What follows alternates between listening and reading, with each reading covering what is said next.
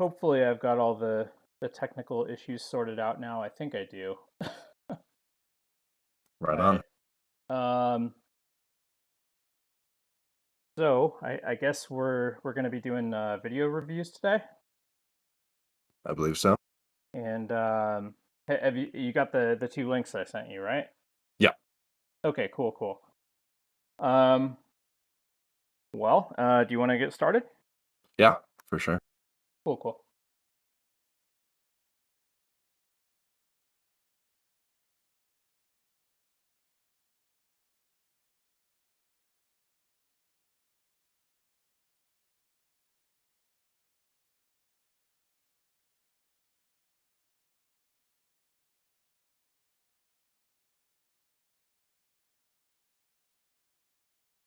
I cut myself shaving. It's like annoying me seeing it on camera.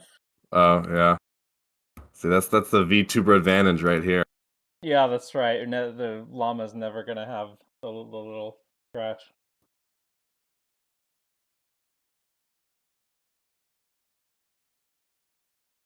You were saying something before about how like you don't listen to yourself that often after the fact, but when you do, it was like a little jarring for you to hear your voice or something like that. Um, hmm I don't have that, but what I have is I get mad at myself for using too many filler words, saying like and all the time. Oh yeah, I do get mad at myself for doing that as well, but I think I've just gotten more like used to it just because when because what I did do a lot of back in the day was reviewing my speeches in debate. A lot of times in rounds, people will very commonly ask, "Hey, is it okay with everyone if I record this?" Whether it's like audio or video, so that they can review it later. And so often, yeah, and listening through that, you would literally a common thing that people would do would be quite literally to have like a counter for like an counter, or anything that was like an just any sort of pause and tracking like your averages and trying to get that down. Are you able to pull a video up? Yep, I think I've got it right here. Okay, cool.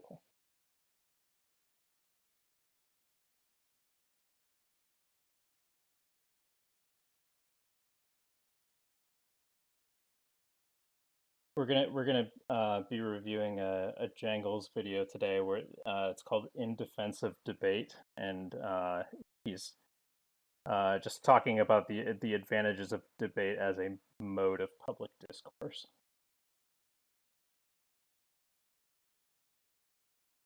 All right, I think I've got it good to go. Okay. Hopefully we've got this ironed out a little bit to where my stream is not going to be going blank like it did last time. I'm trying to, I don't know, be We'll a see. slightly less incompetent streamer. So.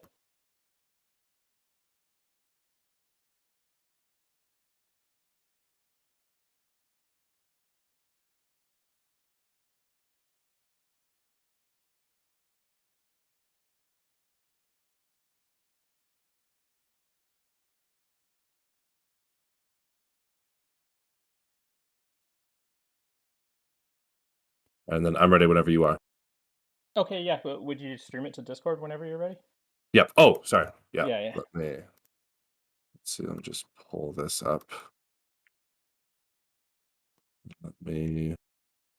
And then obviously like we can just pause it and discuss it, various times. Yeah. Okay. It should be turning on any second now, I think.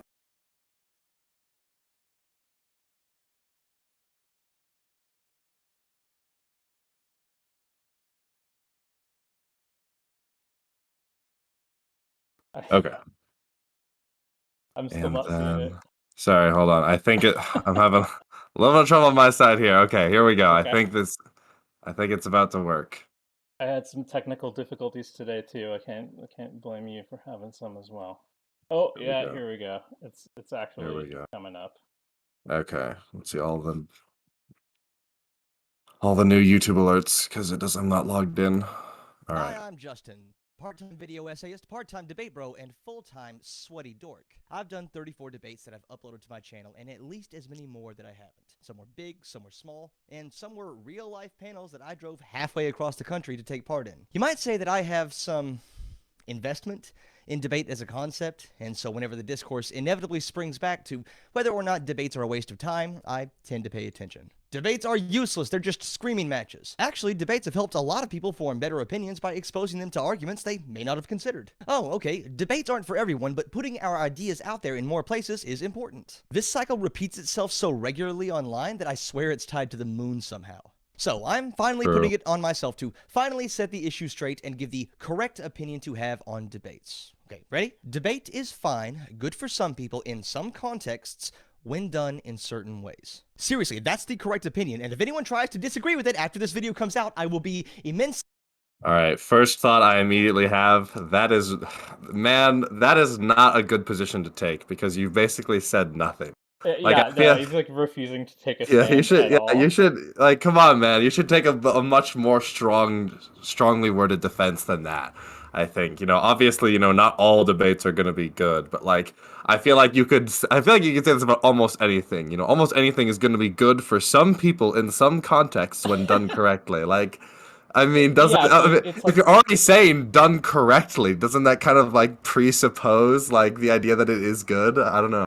yeah. I mean, well, I mean, all it tells us is that he's not taking an extreme position that it's always good or never good. Hmm. But yeah, what he's saying is just obviously true, but it's explained with so little information that it really doesn't tell us. Yeah. I think for an opening statement, you can word it much more strongly. And I think this would situations like this where obviously you don't want to defend, all the crazies out there that are going to be like, yeah, we should debate everything all the time. You should say like, I think in these scenarios you can get a lot of utility out of deploying something like, I would say that most instances of debate happening or something like that. You could make an appeal to like not everything that hypothetically could happen, but everything that is actually happening. I'd say that like of all debates that are happening right now on like the internet, like 80% of them or like 60% of them like are doing good. Like, yes, there's bad debates out there, but for the most part, I think this is a good phenomenon. Yeah. I got nothing to add. Disappointed in myself, and you, mostly you. The purpose of this video is not to convince you that debate is the best or truest way forward for any political or social goal you may have. I only want to help people understand why those of us who value debate get something out of it, to help debate bros and fans maybe understand why some people can't stand us, and to foster an understanding between everyone on all sides of the debate question. Ironically, the purpose of this video is to convince you that there really doesn't need to be a debate. Part 1. Some common arguments against debate and why I don't think they hold up. So, to help me frame the common objections to debate, I'm going to be using a video by John the Duncan titled, Debate Me, How to Know Things on YouTube. I've picked this video for 3 reasons. 1, it's a video that's been shared around by people I respect who have issues with debate, so I think it's a fair representation of the arguments I want to talk about. 2, it just so happened to contain most of the arguments I wanted to address, so it will be more visually interesting and less strawman feeling to include it. And 3, I like this video. It's very well put together, I agree with a lot of the points, and JD is a man after my own heart, creating wonderful video essays with lots of academic sources who is criminally undersubscribed. Wink, wink. Yeah, I'm saying wink because some of you are just listening, and I don't want to be subtle. Like and subscribe, please. But more importantly, he says that honest critique, as opposed to dunking-oriented reaction videos, while not being favored by the algorithm, is way more beneficial for a collaborative vision of knowledge production, something I respect and genuinely agree with. So for this section, I'm going to be mostly... Yeah. Do you agree with the statement he just made there? I mean, I see where he's coming from. I think, and I think a lot of these discussions very quickly eclipse their own utility when we talk about like pedagogy, like knowledge production, where it's like, I feel like it's just like example 5 million of like there being like this cool idea that's like a useful like mode of analysis. It's like a tool in a tool belt, and then people just go way too far with it. I think that most of the time you can just be like, hey, I think that it's useful to talk about why we do things instead of being like, well, let us critically examine the ontology analogy of like man, like I swear to God, if philosophy was invented in like 2007, philosophers would like finish every like document they put together by just like changing the font to Wingdings and be like, wow, really enhance this product here. Now that everyone has to like spend an extra 10 minutes to like decipher what we're saying by changing the font back to something that's legible. I just think that a lot of the times these are like these sort of meta discussions are just go way too far to the point where they are no longer useful when they could otherwise be. So do you think he's explaining himself in a way that's hard to understand? Is that where you're going with? I don't think Jangles is doing that, but I think when he's talking about, or maybe I'm misunderstanding, but when he's talking about, when Jangles is talking about what this other guy is saying and talking about sort of how debate intersects with like our production of knowledge, it's like, man, you could just say, does debate actually help us learn things? Like you could just You're say right. that. Like, Yeah. yeah. Anyways. Dropping the kayfabe to give what I hope will be received by you and by him as an honest criticism of his arguments to help us all get better, with the expectation that should he respond to this video, he'll be doing the same, and that if you take my side over his, you're kind of missing the point. Well, after this anyway. I fetishize my large beef. Sorry, John, I hope you understand. The first argument I hear a lot is that competitive debate is understood to be a game of rhetoric, not about who is correct. John makes this point here in the video. And as Sarah Z points out, it's a game. And people who've done competitive debates know this because they frequently argue positions that they don't agree with. He references a video by Sarah Z, a creator I really respect and enjoy, who was a competitive debater that made the same point. And I've been thinking about this point since Robert Evans, an outstanding journalist who I also really respect, said the same thing on Twitter. All of them are incredibly smart and thoughtful and off the mark when they try to use competitive debate to discredit all other forms of debate. For the purposes of this video, I need to define some terms. Yeah, I was gonna say. I think, or sorry, you go first. Oh yeah. This seems like a kind of not great criticism here, because I think that same point about competitive debate is going to apply to almost every other form of debate as well. I think it's going to. I don't think that criticism is going to apply, but I think some of the sort of like deeper like things that it's getting at will apply. And I think the position to take is that you should defend engaging with like intellectual games of debate as a means of like being able to then critically engage with, because the when we talk about it being an intellectual game, that sort of implies that like it sort of implies this like cheapening of it, like, oh, it's not really the truth, right? But I think, if we're on it, if we're being more honest about like our analysis, the only difference in the game is the fact that like you're going to be switching sides. But other than that, right, it's not as if, for example, in a competitive debate, there's like a book of rules and the judge is like, oh, wait a minute, you use this logical fallacy that doesn't really apply, right? It's not like there's like this distinct break in how arguments work from an intellectual game, quote unquote, to actual debates. And I think that you will often see people who have done like competitive debates, or have just or not even just competitive debate, but just like online debates, are going to be a lot better at defending the positions that they actually believe in. They'll have gotten that experience from seeing it from the other side and having the experience of working through these arguments, which really aren't that different in competitive debate compared to like real life discussions and debates, really helps you. And I just think there's also, having that skill to analyze not only helps you defend your own points, but also helps you evaluate your own points. I think that everyone should have a great deal of humility about the fact that, of all the positions I believe in, a lot of these are probably wrong. I just don't know that yet. And you should always be, thinking like, are there flaws in my argument? Well, I'm not sure. If only I had some experience in some sort of competitive environment that sort of gets you thinking about these things, So I think that you should really, or not necessarily that Jangles should, but I think that if I were tackling this discussion, I would just very much take a full-throated defense and be like, yeah, competitive debate is awesome, and it does have implications on real debate, and that's to real debate's benefit. Yeah, I don't know. I mean, I think there are a lot of good points to debate, that it really can help you scrutinize your own beliefs, but nevertheless, I think the critique of the debate that he's responding to, not critique in the sense that you with the K, but Yeah. that what he's responding to here, I think, is a fairly legitimate point. Just the fact that debate rhetoric is a skill means that it can be employed in the service of positions that you don't actually believe, and just because that's the case, it's therefore a tool of deception in some sense, right?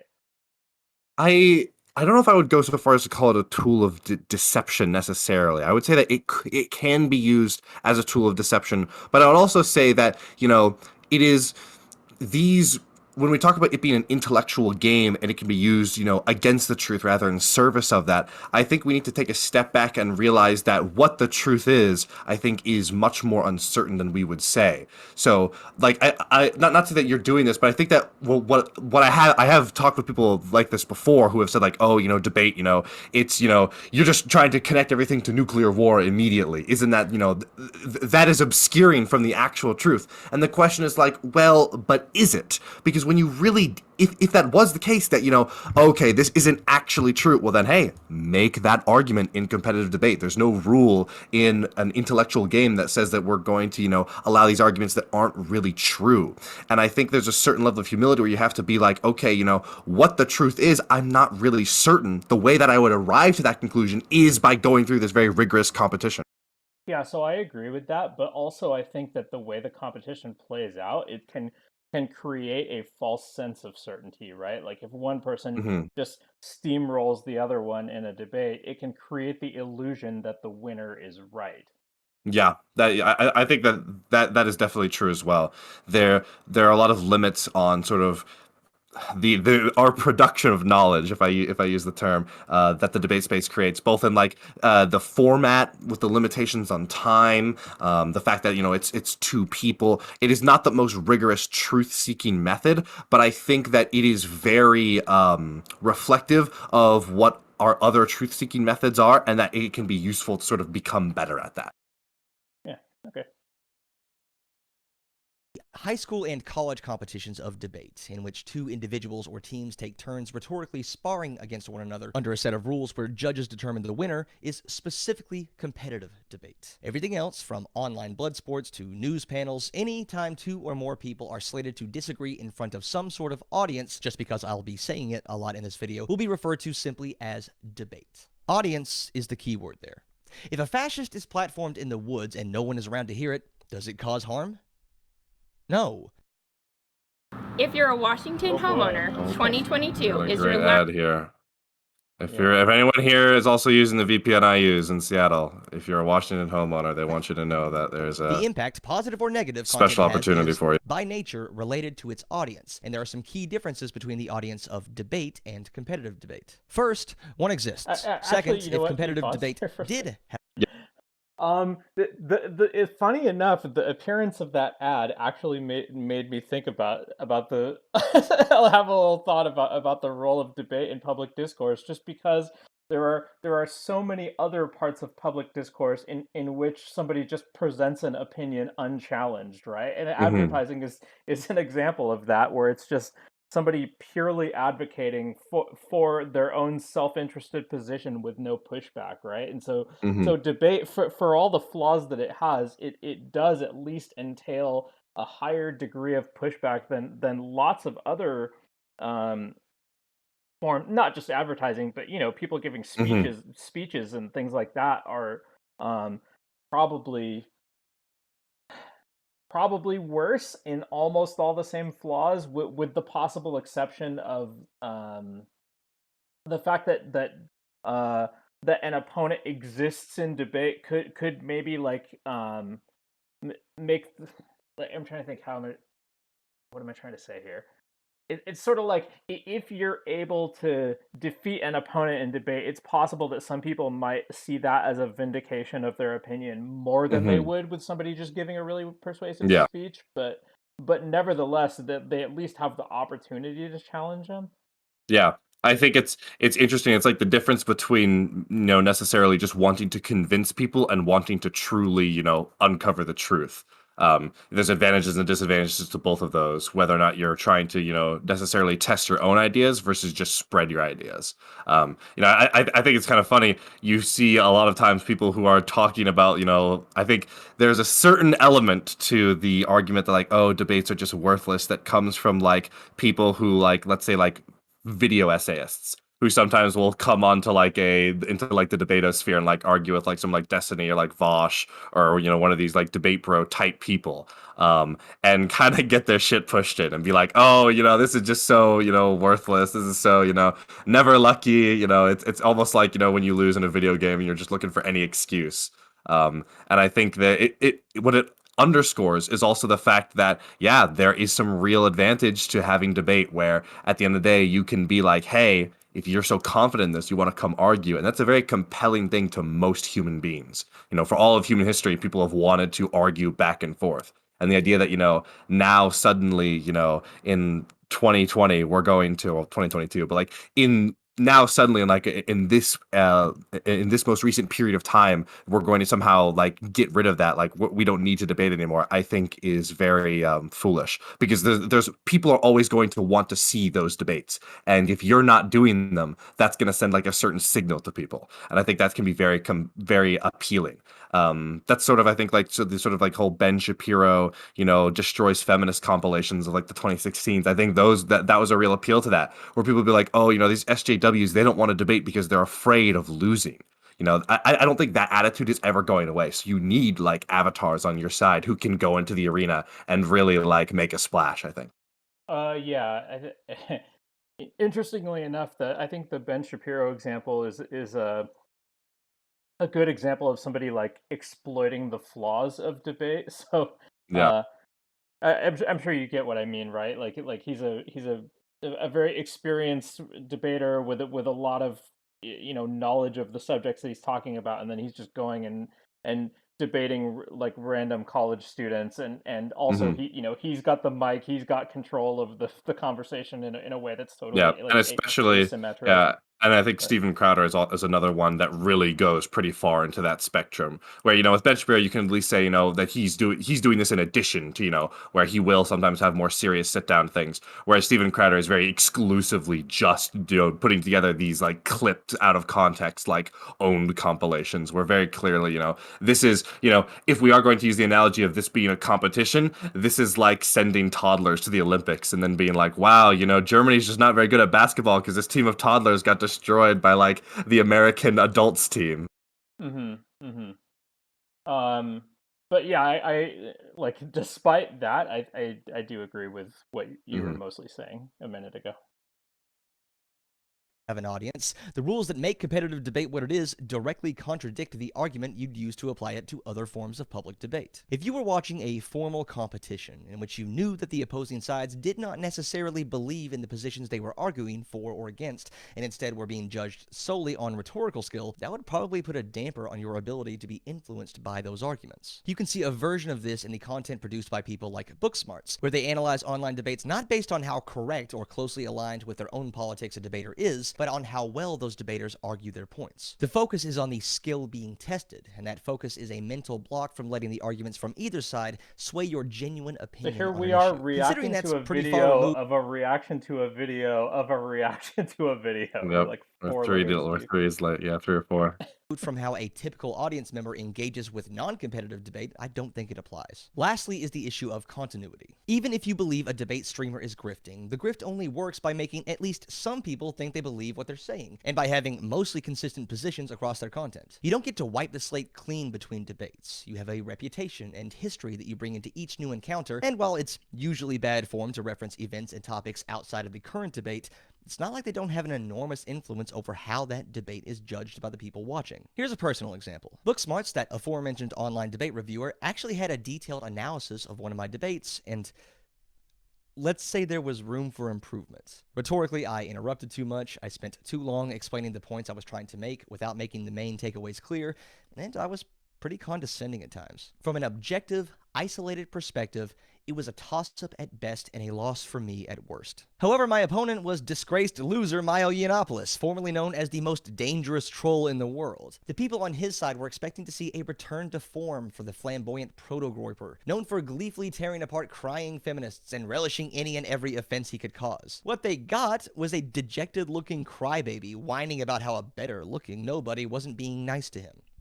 He's straight now. Now, it might seem like I'm trying to deflect criticism of my rhetorical skill during the unfortunate high point of my current career to massage my bruised ego. Okay, the point is that in competitive debate, you start with a clean slate for every match, and holding a literally polar opposite position from the one you had the week before will in no way impact how you are perceived by either the judges or the audience. And while online debaters may shift their position significantly, it's To almost what degree do you always a think slow that's true process. on Twitch? Like how much do you think people care if if you make an argument that's just completely opposite to what you said a week I earlier? mean, it definitely matters a bit. The problem, I think what this gets at is at is a problem that I think is sort of very fundamental to this whole thing, which is like, okay, but is it actually a contradiction? And that is the question of, okay, what is the actual truth? When you say, oh, debates don't get at the actual truth, well, okay, wait a minute, what is the actual truth? Well, now we need to figure that out. Well, if the two of us disagree and we're trying to sort out that disagreement, that's very quickly going to turn into something that's going to look like a debate. And I think that that is really the core issue here, is that debate is one of the only ways we have to resolve a difference when people think that there is not some when people don't have a shared understanding of what is correct.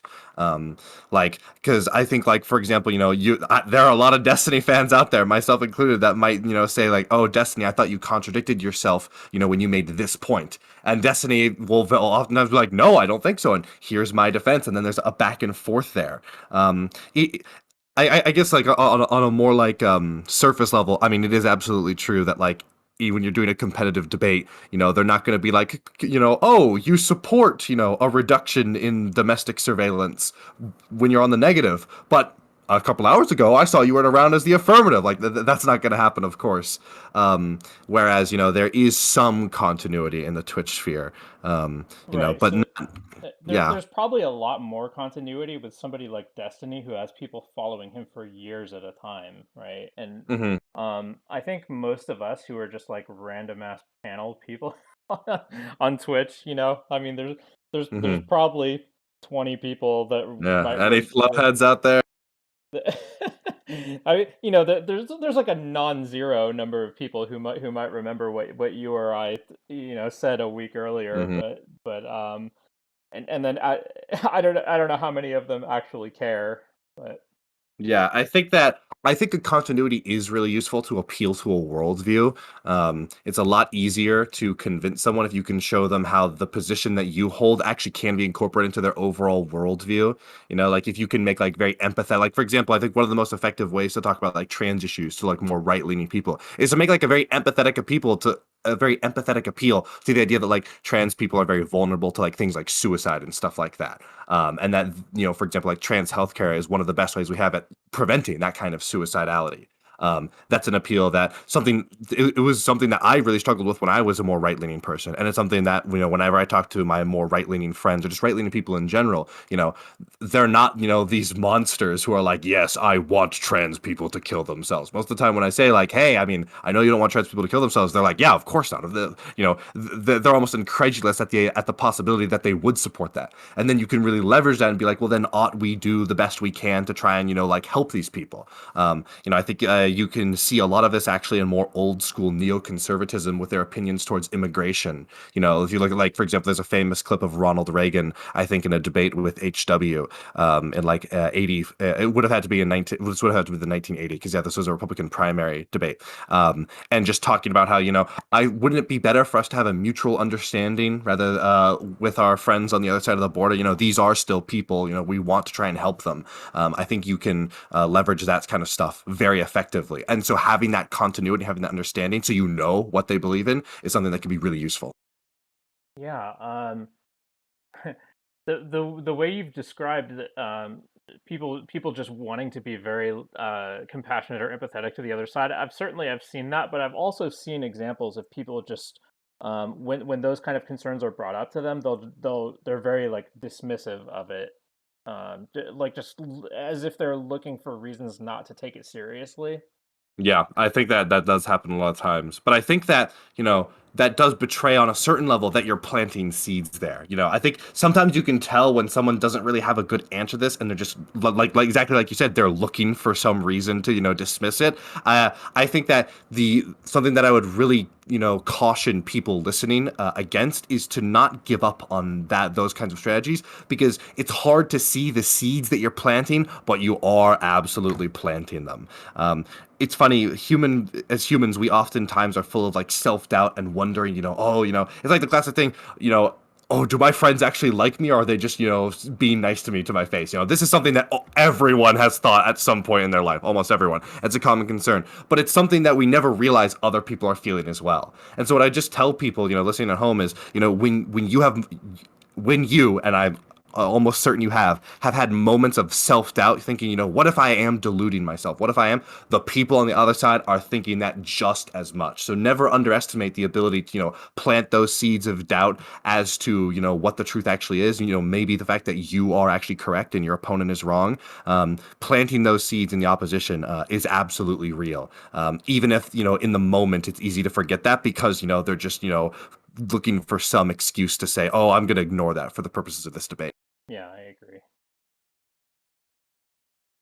Sometimes informed by other debates they've had. And the vast majority of people who do debate will argue for the same position on a given topic over and over. It's difficult to grow and maintain a following as a pundit or a content creator if there's not at least some consistency in your positions. Think of anyone who is famous for being good at debate. Odds are the real reason they're famous is that they're good at arguing for a particular topic, group, or ideology, not for simply being good at rhetoric. Related to that is the notion that debate is merely a test of rhetorical skill, not of knowledge. And this is true, in a way. You're not going to be a good debater if you're bad at rhetoric. But so what?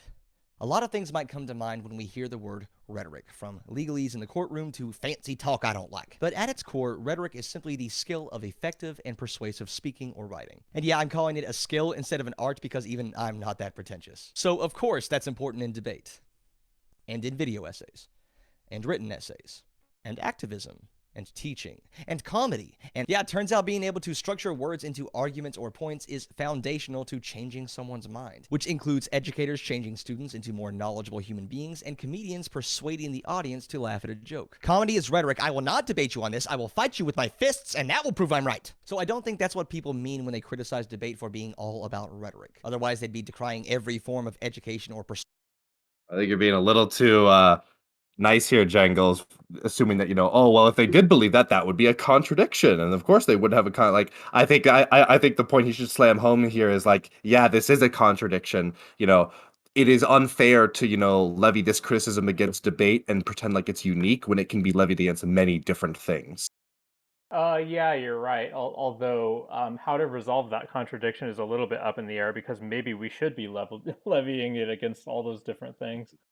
Well, yeah, but I think then the problem would be that a lot of these people's, then prescriptions would fall apart. If you're going to say, oh, we ought not do debate because it's rhetorical. Instead, we should do video essays. It's like, well, you're going to have to get rid of one of these. You can't have them both if you want to square the circle.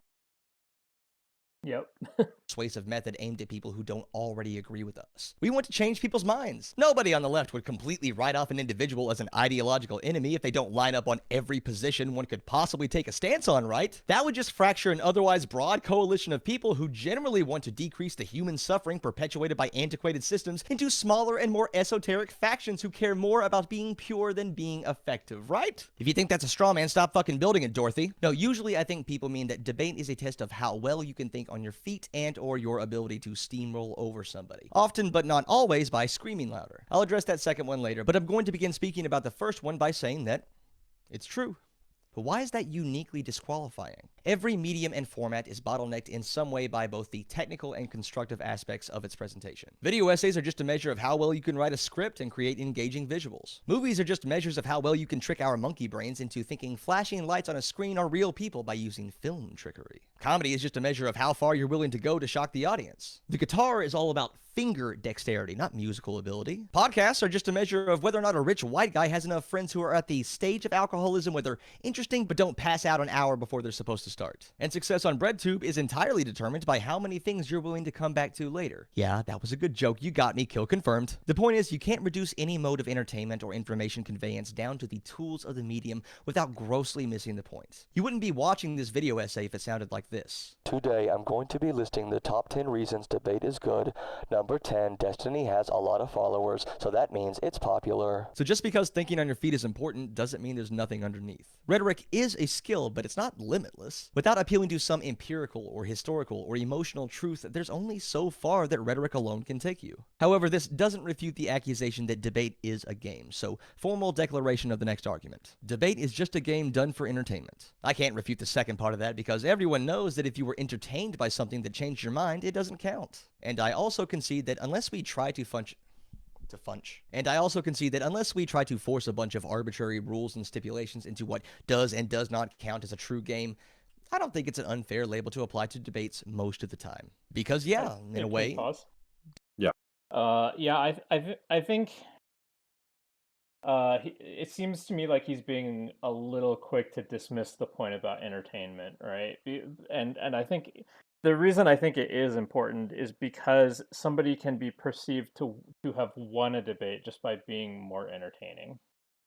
Yeah, I think that I agree that I think the response you need to have when you say that debate is just entertainment is to really go after the just part, and to say that and to really hone in on the idea that there can be bad forms of debate, but most forms of debate are not going to be purely entertainment and absolutely no value of any other variety. And that, if anything, having that element of entertainment, I think, speaks to the reason why it is so prolific. It's having a little bit of a spoonful of sugar to help the medicine go down.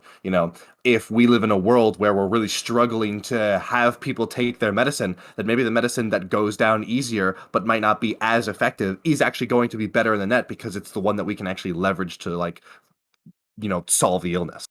Yeah. So ideally, this is kind of why I think Twitch politics is in some ways really well suited to be like an edutainment platform, right? It's just because the conflict between people is entertaining, and then that can draw people into the more substantive discussions. But also, like, this made me think of this last Sunday. I was on Erudite's server and I did the Steelman Sunday thing, and I signed up for the bad faith category, right? Oh, nice.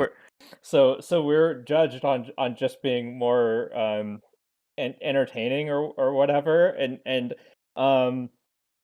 yeah. So I debated somebody who is like a legitimate subject matter expert on the topic that we were debating, and I just like avalanched him with ridiculous nonsense and Yeah. won because it was the bad faith, right? So but the thing is, like, everything I was doing there, it was really just like an exaggerated version of stuff that people really do in debates, right? Like I think, if I were more nefarious than I am, then I could go into like debates on Twitch all the time and be doing that to people in just like slightly more subtle ways, and just be like, Yeah. oh, you know better than me? Well, too bad. I can just be more ridiculous than, or like, I guess on Sunday I was trying to be more ridiculous, but it's a very similar skill to say, like, I could command attention better than you can. Exactly. Yeah. There's a really good.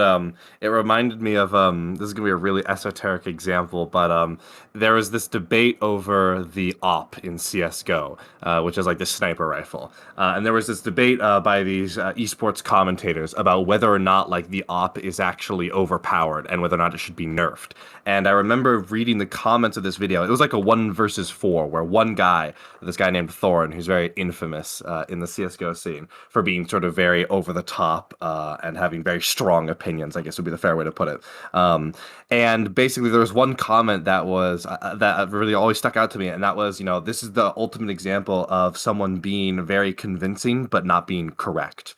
And I think there is this real danger of getting so sort of lost in the sauce of the sugar sugar that helps medicine go down, that you actually start losing out on the medicine, and that's definitely a danger. I think the interesting thing to sort of talk about that though is how I think different, you know, when we talk about what debate is, I think to some people would disagree in the sense of like the idea that this is a flaw of debate. I think there's a lot of people who would say, it's only in a debate space where you can really pin someone down and pull apart, the inconsistencies that they're doing. And whether or not you're able to do that just doesn't speak to the format of debate. It just speaks to your skill as a debater. I can totally see I think it's something that I kind of buy into, actually, is the idea that, these rhetorical tricks aren't so much, parts of debate. They're just part of, how complex these issues are. When we talk about, when we look at like human language and these human concepts and then trying to sort out solutions for them, that is a system that has so many tiny things in it that there's always going to be tricks you can do. And debate is the only way I think that you can, or not the only way, but it's a really good way of actually being able to, stop and say, wait a minute, judge, look at your notes. They said this, but if I actually spend the time to pull this apart, you can see why it isn't actually true, which I think also just gets at the idea that, when we're talking about debating back and forth, this is a lot less, this is much less an intellectual game and much more just the way that we as humans use language to resolve differences in what we think is the truth. Yeah. So, so the criticism that I was making a moment ago about entertainment value having like nefarious potential, I think it is true of debate, but to address your point, I actually think it's less true of debate than it is of many other forms of public Yeah. discourse. I think particularly for something like a video essay, the entertainment value of it is going to be just absolutely crucial to its Yeah, the aesthetic appeal as well is massive. I remember back in the day when I like would browse like 8chan and stuff. I remember there was this like I don't even think it was like a documentary, but it was like it was this video called like With Gates Wide Open that was like about like why immigration is destroying Europe. It was like in the peak like 2015, 2016 like anti-migration arguments for Europe, and it had like all this like crazy like synthwave music to videos of like people walking like along like highways in Europe and stuff. And yeah, I think the very sort of emotional appeals to that can override your logic. That's not a unique criticism of debate. If anything, I think debate helps clamp down on that more so than other formats. Yeah, it's a problem that bleeds over into debate, but yeah, I think it's actually mitigated a little bit Hmm. by the presence of an interlocutor. Debate is a game. You might have people undecided on an issue who are looking to see which side makes the better argument, which side wins. You have people already decided on an issue rooting for or against the respective sides. You have fans of specific personalities supporting whatever their guy says, or conversely, anti-fans doing the same thing in the opposite direction. The question is, what makes this meaningfully different from any other type of persuasive argument? All issues can be framed in terms of opposing sides to the extent that opinions on an issue can be reduced to a position, and all forms of arguments surrounding that issue are trying to sway public opinion, to win them over to one side. If debate is a game, so is activism, the importance of which is often framed in terms of what happens if we lose. JD makes a more eloquent case for this argument, but it was mostly contained in the competitive debate section, so allow me to pick some more low-hanging fruit. A while back, I posted a tweet that more or less became the thesis for this video, and someone who was adamantly against debate responded with a pretty typical rebuttal. Debate is just entertainment. It doesn't convince anyone. You can just lie so the truth doesn't matter. And then something weird happened. They demanded I respond to and counter their points. And when I failed to do so to their satisfaction, they started performatively dunking on me, talking about how much they were winning. They were doing everything that was apparently wrong with debate. The faux alpha posturing, the assertion of supposed truths with faulty evidence, literally challenging me by demanding I put my ideas to the test. This person is engaging in debate. Fighting on Twitter is a type of debate. You're stating your positions, countering your opponents, maybe providing reasoning and evidence while trying to show them and or the people watching on this public social media platform that your position is better. Debate is conflict addressed through rhetoric. And just because I so of course I don't know this discussion that he's describing in its original context. I only know what he's presenting to in the video. I'm wondering whether or not he's describing this accurately, right? Because I could imagine somebody engaging him doing all those things that are wrong with debate in order to demonstrate that their point. You know what I mean? They're like, You could. That'd be pretty next level. You gotta be careful sometimes that you don't accidentally become so convincing that people think you really are the thing, though. Which I think would probably fall on the random Twitter user. You know, if I go into a debate, attempting to, it's the kind of thing where, for example, hypothetically, you debate with a conservative that you disagreed with. You could start saying ridiculous things. Like, why don't kids with cancer just pull themselves up by their bootstraps? But you got to be careful that sometimes you aren't so convincing that people start to think you actually are just, a conservative. Not that there's anything wrong with that, but just that they would no longer be understanding that you are attempting to satirize that position, not actually be that position. yeah, I don't think they need to understand that though, right? I think if your point though is that competitively dunking on people doesn't make for a productive conversation, then you could demonstrate that by doing a bunch of competitive dunking, and even if the person you're talking to or some portion of the audience doesn't think you're doing it on purpose, they can still observe the effect. Maybe. I think that it's sort of like the difference. I think the problem is that the reason you would do that is to demonstrate the point. It almost becomes like, oh, they don't realize that dunking isn't useful. Let me go talk to like a completely unrelated person that they don't know and never even tell them about this conversation to demonstrate that. I think, if you want to do that, it's the difference between, if I'm this Twitter user, hypothetically, and I'm talking to Jangles, it's the difference between like, oh, well, if I'm just going to dunk on you and then say, look, see how that wasn't productive versus if I just dunk on them, and then the conversation just blows up, and no one sort of realizes that conclusion. I think you should never assume that people will just sort of come to the same insights from you doing the things that you intend for them to do. A lot of times you need to like explain like, and by doing this, I'm demonstrating that, by doing X, I'm demonstrating Y, rather than just doing X and sort of hoping they realize Y. Yeah, it would definitely be more effective if they did it and then explicitly explained it afterwards.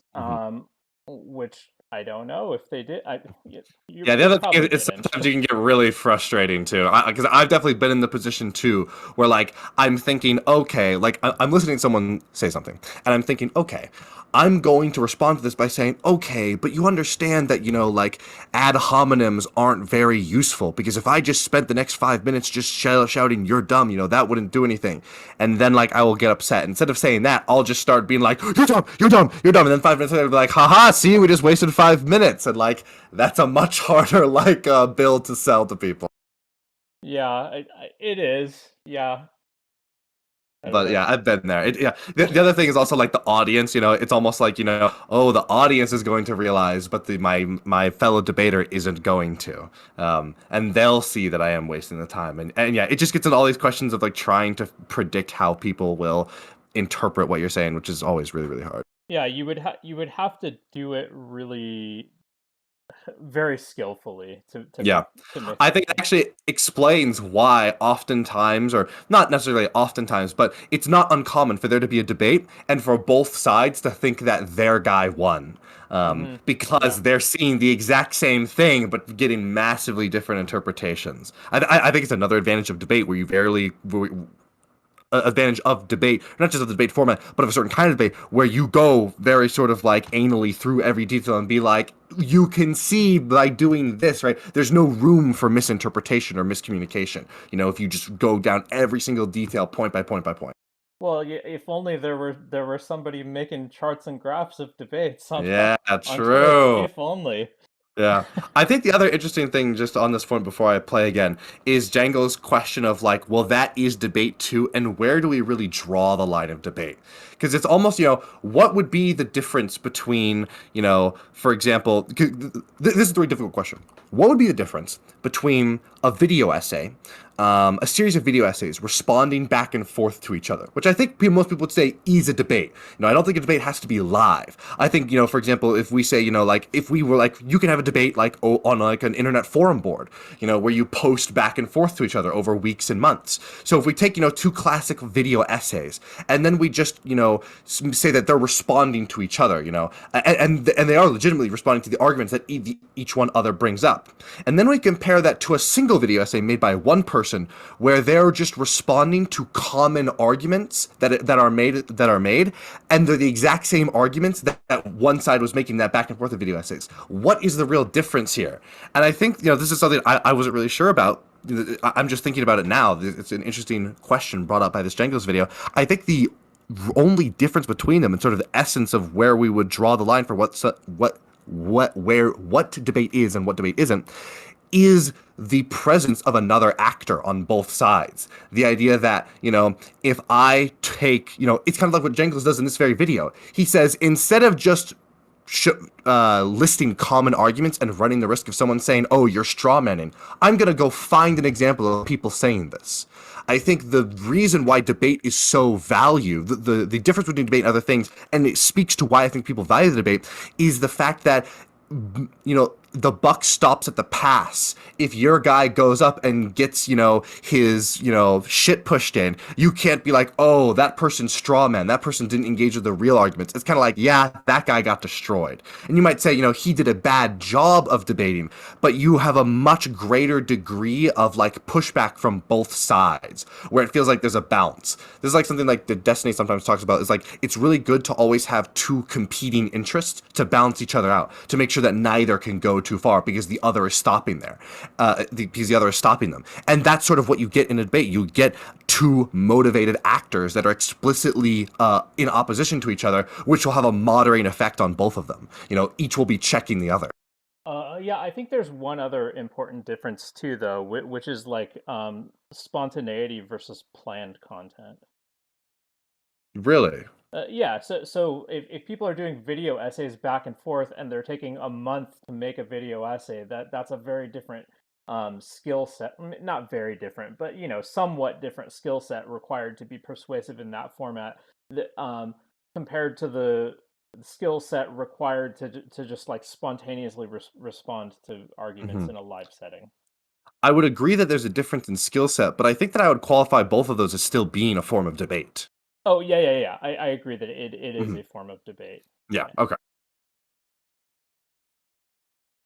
It's turn-based doesn't make it something different. This applies to response videos, response articles, scientific rebuttals. Pre-watch. Just because it's asynchronous doesn't mean it's not a debate. And all of them are subject to every criticism you could possibly levy at live debate. And yet, if you check the profile of someone who expresses a hardline, vehemently anti-debate stance on Twitter, more often than not, they're spending a lot of time arguing with people on the internet, often in a way that is way more vitriolic than any of the debate bros they hate. Everyone who cares about any sort of political position wants to see it argued well in the public sphere, and likewise wants opponents of that position to be countered in some way. Everyone recognizes that some degree of rhetorical conflict is necessary to achieve anything in a democratic society, right down to the household level. And the only meaningful difference between live debate and the alternative modes preferred by those who hate it comes down to the immediacy of conflict. But that's something I'll get to later. Fuck. Debate is a horrible way of educating people. I'm guessing at least some of you who have made it this far into the video still disagree with me, or generally think that debate sucks and is a waste of time. And I'd like to say 3 things to you. 1, thank you for your time. I hope I'm at least somewhat amicable in how I'm presenting our disagreement, and we can still be friends if you hate debate when this video is over. 2, don't look at how long is left in the video. And 3, there are several peer-reviewed studies out there showing that a debate which contained key points of accurate information presented by one of the debaters was no less effective than either the traditional lecture format or independent study at conveying that information when tested later. There are multiple ways and means. Just anecdotally, what I've found with watching debates myself and seeing like what I've learned from them is that I think they're a really good way to be introduced to a subject that I don't know much about, or to get a little bit more depth on something that I only know the surface level of. I do not think they're a good way to have like actual deep knowledge on basically any topic. Yeah, I really don't know what the answer here is, because I don't know what any good way of getting people to have deep knowledge of a thing is, because it just feels like as a species, we're just like preeminently set up to fail. Like we weren't designed to like live in this society and then like become to the conclusion like, oh yes, well, this problem might not be visible to me, might not be very proximal to me, and might be very far off. And to solve it might require me to give up a lot of things now. But that won't get in my way of, understanding the problem and realizing we need to, move forward on it. I like, even the traditional answers like like be educated or stuff like these, like if that was an option, I would love to, like, all right guys, let's pull the switch on like educating society in such a way where we aren't going to like fall into like the pitfalls of like human psychology. But it really seems like, we're just not cut out for this kind of stuff, and I don't really know what the answer is. Yeah, for the most part I agree, but there is a phenomenon of people having like narrow interests that they nerd out on, and that seems to be the thing that motivates people to actually have Mm-hmm. deep knowledge in a subject. We need to And turn climate change into a war game.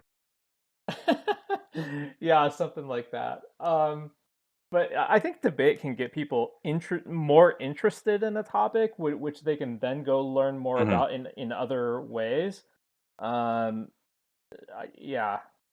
It actually goes back to something you were talking about earlier. A point I meant to make was the idea of like the Twitch politics space being very well positioned to move to do these kinds of things.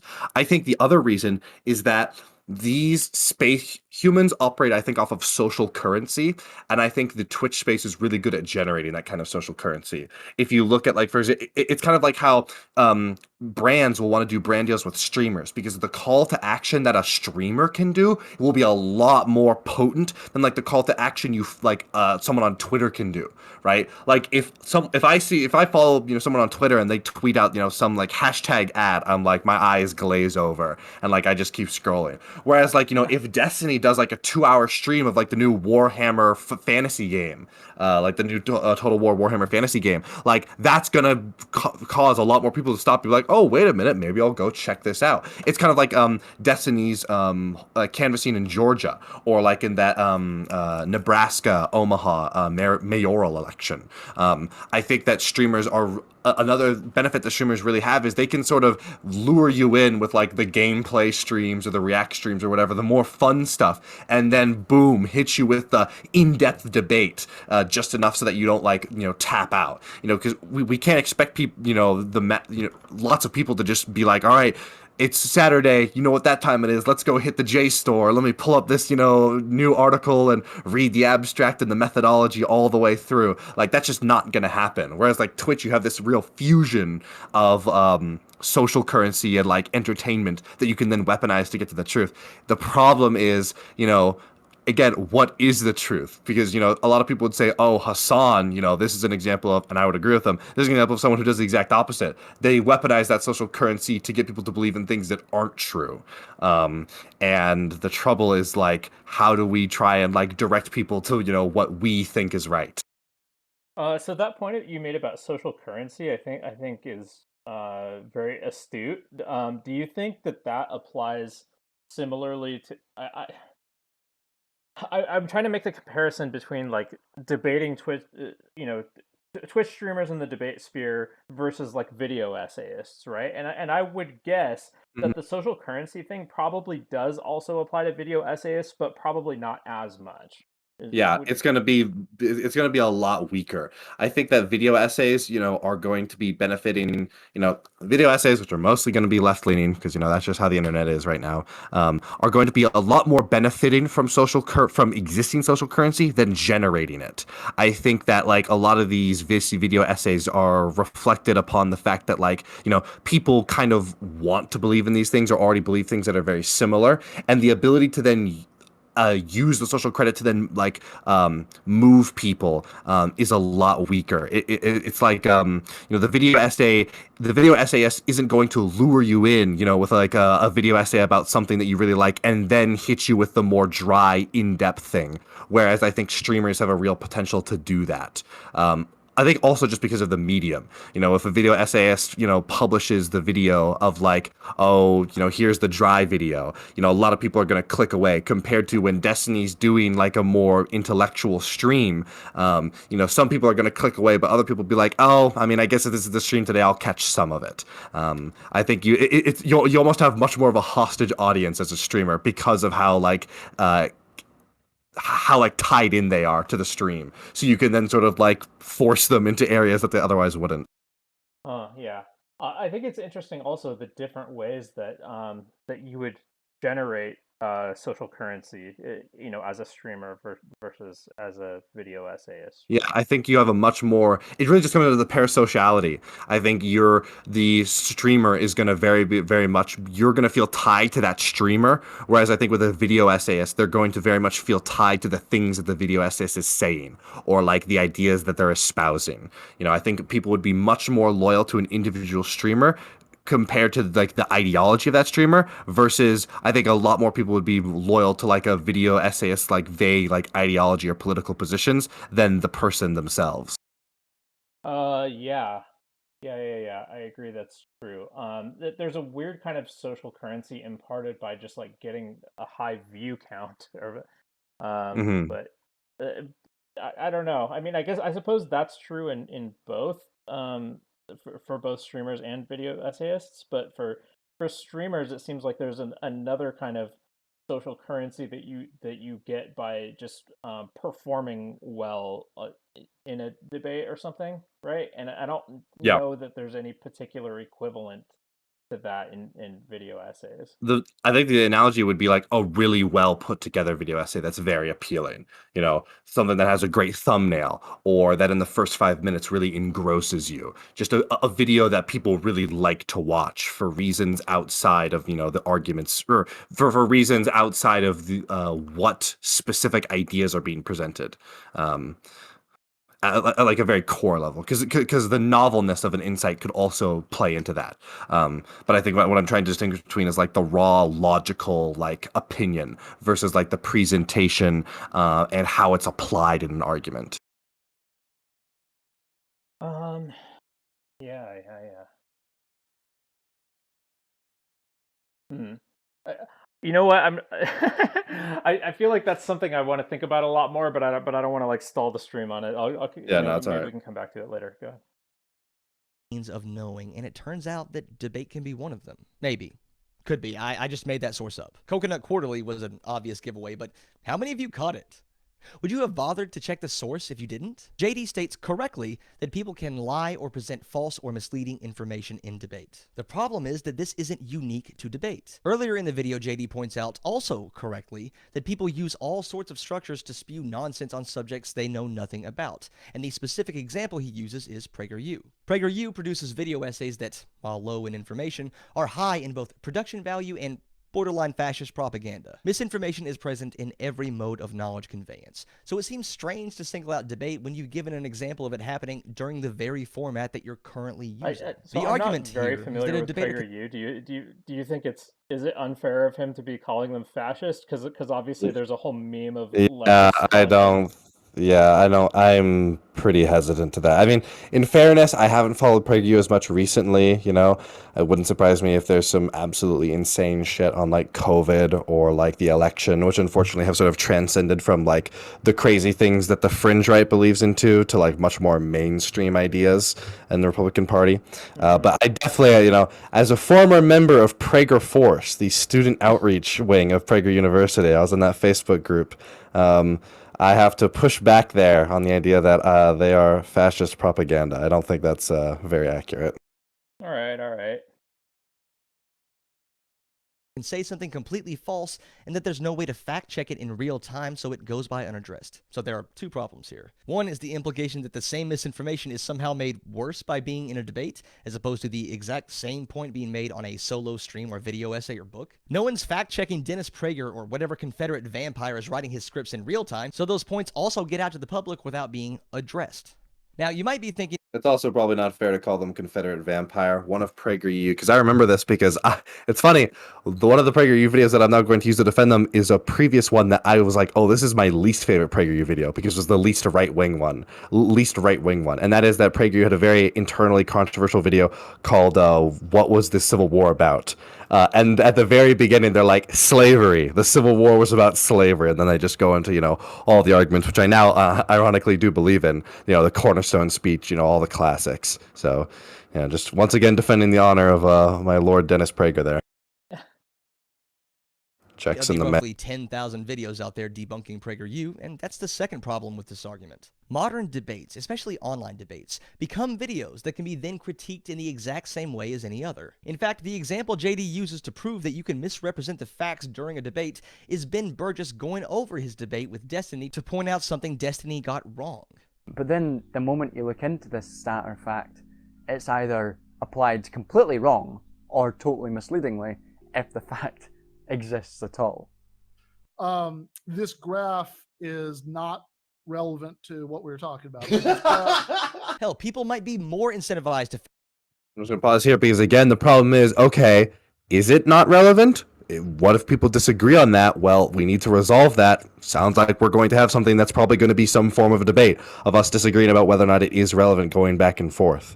Yeah, he's just not giving us context enough to judge that for ourselves. Yeah. And even if that was the case, that, Ben Burgess is totally right. Destiny did misuse that graph. Again, these issues are often so complex that there's never a 2 + 2 = 4 moment. Almost everything can be fought over, which then requires the need for a representative of the other perspective to push back and give and sort of go over it. I don't think you can ever have a video essay where you're just like, and here's the 2 + 2 = 4 of like trans issues. There's no need for us to go back and forth because it's so obvious. I don't think almost anything is like this. Maybe like COVID vaccines would be like one where it's like, okay, man, if you really think COVID vaccines are like, really bad for you, then like, man, I don't know what to say to you. Like, this is just so unbelievably beyond the pale. But like that's like only one I can think of, and even within that, there's still some philosophical, ground to grapple over. Like, ought we force people to do things that are good for them and stuff like that. Mm-hmm. Fact-check debates because of the adversarial aspect of them. If half of the audience wants to see someone lose, you can bet your ass that every study or fact they bring up will be scrutinized to hell and back. Even if debate is a game, it's not as if the ideas and information are sealed in this time-locked chamber, never to be heard from again. That's not really how knowledge works. Yeah, that's a really good point. If Destiny had just done a stream with his own audience and presented that graph, would anybody have gone and checked it? Versus now that the fact that he brought it up against Ben Burgess, and Ben or someone he's debating with looked into it, and let's say they're right in their conclusion that it came out, you could argue that that is a product of the debate, that this might not have it's sort of like counterfactual. You're saying, oh, Destiny presented this thing that was wrong and we found it after the fact, but can you really divorce that the review of the debate from the debate itself? If we were to live in a world where, let's say, debates do cause a lot of problem, but then every time a debate review happens, we undo all that badness and we create 10 times the amount of goodness, if we could measure it in units. Is it really fair to say, oh, debate's bad? This seems to be like a pretty clear after effect. Yeah, I don't know. I mean, there are also reviews and responses to video essays, though. But I suppose in a debate, because you have an opponent, that in a way, Yeah, like maybe the question is like, what leads to more reviews of opposing things? Like if we ran the counterfactual of Destiny not debating Ben Burgess, but instead just doing a stream where he goes over why he thinks Ben Burgess is wrong. If we run that hypothetical 100 times, how often does the inconsistency that Ben thinks there is in that graph get brought up? Versus if we run that debate 100 times, and how many of those is there a post-debate review where someone somewhere finds the graph and brings it up? Hey, Destiny made a mistake here with this graph. My intuition is that it's just the popularity of the content that's going to dictate that, and not so much whether it's a debate or a video essay. Well, that's a good thing. Debates are so popular then. Boom. I think that's not a very persuasive point. Well, I think it's a bit of a mean point, but I think there is some truth in the idea that, like, the debates are very popular. So if one of our metrics is like getting information out there, then like this is a good way to like use that. If we want to make it so that yeah. So I think there is like an application insofar as that. Yeah, I agree.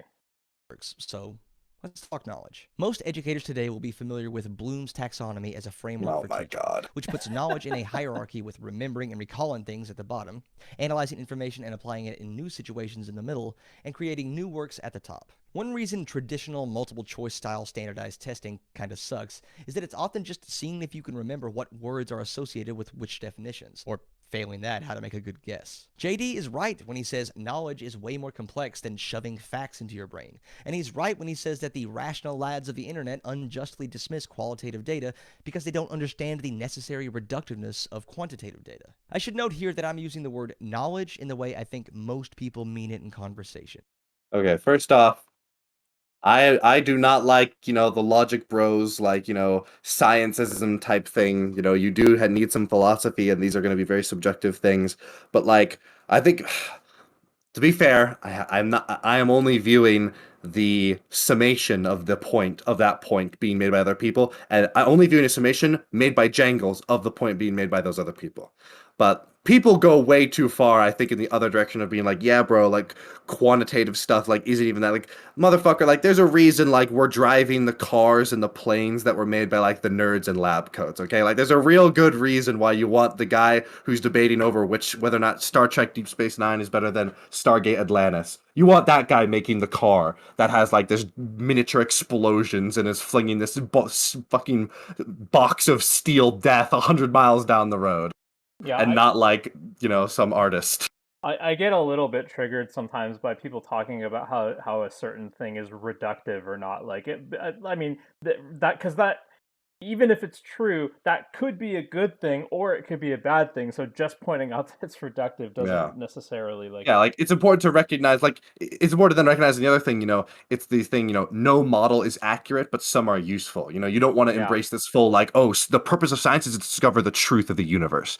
No, it's like science helps us enhance this understanding of reality, and whether or not that is accurate, that then provides us utility. But then it is important to be like, okay, that it's not just useful to us, it's really useful. Like it like helps us like stop some of the most morally abhorrent things, like children dying of cancer. So you can't just be like, oh, science isn't true, it's just useful. Okay, but like it's really useful. It's useful in the way that like, stopping the Holocaust would have been useful. Yeah. So I do think that's kind of an important point about well, yeah. I mean, first of all, it's true. It's very useful for our entire world, and everything we care about is affected by it, right?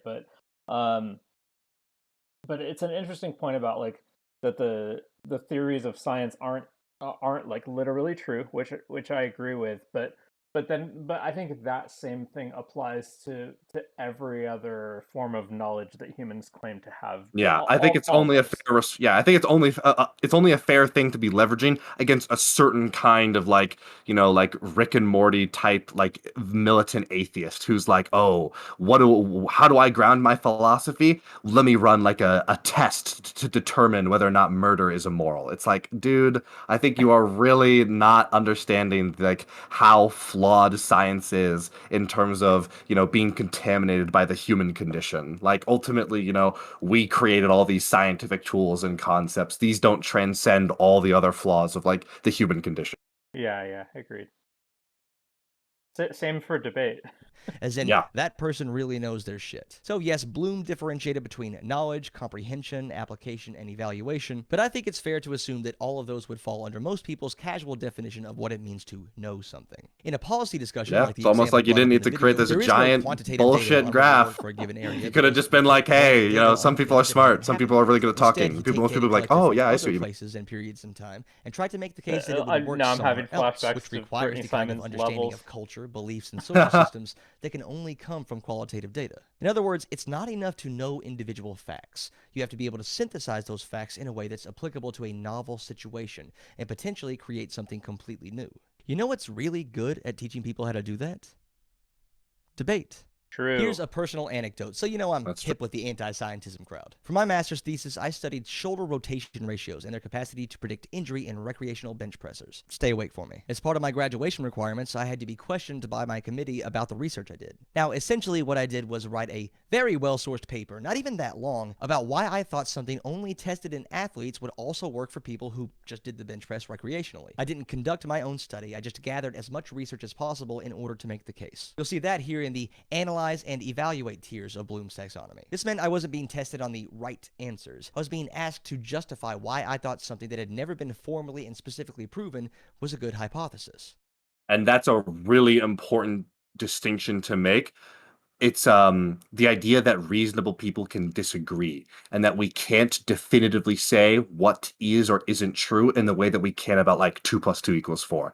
That's a really important concept that I don't think enough people understand. And it's something that like these systems have to be agnostic of. Like the reason like I think the law is really smart when it says something like reasonability, because what it means is that it will always bend to what people believe rather than break. Because if you did like have like a law that was like, oh, it's not, what most reasonable people would think is self-defense, this I am now going to define to you what reasonable people think self-defense is. People are not going to agree on that. And even if we accept, the fact that someone, if the Abraham Lincoln quote, two sides pray to the same God, they both can't be right, someone is right, that is never going to be accessible to us as humans. And most importantly, it's not going to be accessible to us in the way that like 2 + 2 = 4 is accessible. And it won't be accessible to our society. We can have laws that reference the idea that 2 + 2 = 4, because like this is something that like humans can come to like a definitive agreement on a very core level, right? Disagreeing with that would be so aberrant that like we would like conclude that like you're potentially like mentally impaired. But like if people are disagreeing over something, if there's a decent chunk of people in society that are disagreeing over something, well, then that definitionally becomes reasonable. The point of a thesis defense is not to prove that you're right; it's to prove that there's a case to be made. After your thesis interrogation, your professors might disagree with you and say, "I think you're wrong," but you still passed because you demonstrated that your position is not 2 + 2 = 3. Your position is reasonable. It's something that I can see the case you're making, even if I disagree with it. And I think that's a really important distinction to be made that a lot of people miss. I agree with a lot of what you just said, but I also have a lot of doubts about the reasonable person standard, because I think whenever people come across that, they're almost always going to think, well, I'm a reasonable person. So Yeah, exactly. See, this is why I love the way that Pisco deploys this in debates. Is he will be sort of very anal about talking about how it's done in the law, but then talk about why that's important. And I think that that is something that people often miss, where it's like, oh, are you saying that like in 1930s Germany it would have been reasonable to be anti-Semitic? And it's like, yes. Like you have to like be willing to like grapple with the fact that like we can only take people where they are, because like if something is reasonable for people to believe, that already means that it's so ingrained that you're not going to be able to just like, oh, let's just educate people, like, right? These are problems that have to be managed, not solved, right? And it's only over extensive long periods of time that you can then get to a point where like now, like in modern day Germany, like you do have hate speech laws, which do appeal to some idea of reasonability of like being like anti-Semitic or like denying the Holocaust, right? But like that can only happen because the society has moved in such a way. That's why like education and like promoting like tolerance and like inclusiveness are so important, because that's one of our best ways to like make people tolerant of these ideas over time. But like so long as we aren't there, like you can't come down hard on like you should believe what I believe with the same like rigorousness that like in the same way that you believe like 2 + 2 = 4. Like you have to be willing to like give ground there, and the fact that like reasonable minds can disagree. And what that sort of the sort of inbuilt premise of that is that a reasonable mind could come to a conclusion that is very different from mine. And if it's reasonable to come to that conclusion, then it isn't as clear cut as 2 + 2 = 4. I guess my problem with this is I really don't think of humans as reasonable in general. Yeah, the problem is you need to I agree. It's just when I use the word reasonable, I'm only appealing to like what humans do. Like I need to distinguish between like how people normally mean reasonable, which is like correct, versus like when I'm using deploying reasonable in this way, I'm just referring to like what we would expect from people. Right, like I think it is reasonable. I don't think that humans reason, but I think that anything that they do is going to be reasonable for the most of the time, unless it's like an aberration, right? Like the only reason like I would distinguish between like someone who is like truly insane is because that is so rare, right? But if it was the case that like 1 in 3 people was like, yeah, 2 + 2 = 3, then like that would be reasonable. I hate using the word reasonable for this though, because Yeah, we need a better one. it seems like it's really like validating all kinds of stupid beliefs and validating people's prejudices and yeah, I don't know. Yeah, I can see that. I think the really I think the really difficult pill to swallow from my perspective on that would be that I think that we should be it's not that we should validate, the opinions that it's not that we should be concerned about validating those opinions that we think are really bad with the word reasonable, but that we should be devaluating other opinions that we think are much higher and be demoting those back to the level. Like I think we should be demoting like ideas. Like here's something I believe. Like I believe that like we need zoning reform badly in this country. What I need to do in my mind is demote that to the level of someone who's like, yeah, dude, I think that we need more rent control. That's how we're gonna solve the problem. That's something that I think is very foolish and stupid. But that's just as reasonable as thinking that there is wanting zoning control. I think it's like about depowering the word reasonable and like de-elevating like the positions that we would raise up. I feel like when you bring that into a courtroom context, though, you're just inviting a lot of problems. Yeah, maybe. I don't know. It's not something that I have entirely thought out, but I really like the concept of, you know, taking people of using reasonable as a way to explore the idea that as humans there are very few things we can be certain of, and because we are not as certain of them, we can't be trying to like make policy off of them that is so definitive and forcing people to believe a thing. We can never treat questions of like zoning or police reform like they are 2 + 2 = 4. And we need to realize that reasonable minds can disagree, which inbuilt in that premise is the idea that like these things are really complicated to the point where we can't be certain.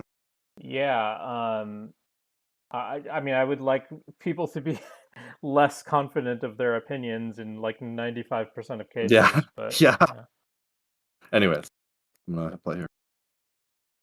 Did I understand the data well enough to apply it to a new scenario in conjunction with related research in order to justify a stance on the topic? But again, I didn't just write a paper. My committee was going to ask me questions not clarified or considered in my written paper. So not only did I have to have a degree of knowledge that expanded way beyond what I wrote down, but I also needed to be able to anticipate and respond to critiques of that paper and my knowledge as a whole. I understood so much more about the research I'd done because I knew I had a way more dynamic test We aren't ahead going to of me have time than to simply finish writing this a paper or today. taking a I've got traditional about test. half an hour In case you before were I got to go curious, to a yes, That's panel. all I right. think ER-IR strength ratios could be useful in predicting injury in people who bench press. To extend my indulgence in personal anecdotes, I do as much research for debates as I do in a lot of my video essays. Sometimes more if it's a topic I do a lot of debates on, like trans-affirmative healthcare. And honestly, I get really similar vibes to what I went through for my thesis.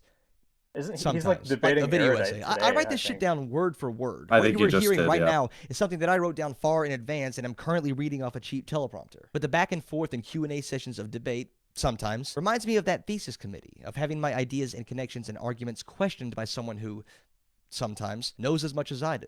I have to do a lot more research and put a lot more thought into things I might possibly say, as opposed to a script in which I've written it down and it's done. But if personal anecdotes aren't good enough for you, and yeah, they shouldn't be, sorry JD, we both know there's a difference between anecdotes and qualitative data. Here's a study that says as base. much. Teaching with lecture or debate, testing the effectiveness of traditional versus active learning methods of instruction. Published in Political Science and Politics in 2008, actually did test something similar to the fake source I made up earlier. They tested student learning using two methods. In the lecture condition, a professor stood up and gave both sides of a See, the real Giga Chad to nail the point home would be for him to reveal that he also made this study up, and that like the previous one, and that all these excerpts, like this excerpt right here, is something he made, and be like, "Look, you still didn't check it, even after I pointed out the fact that you should always check sources earlier in the video. You still didn't."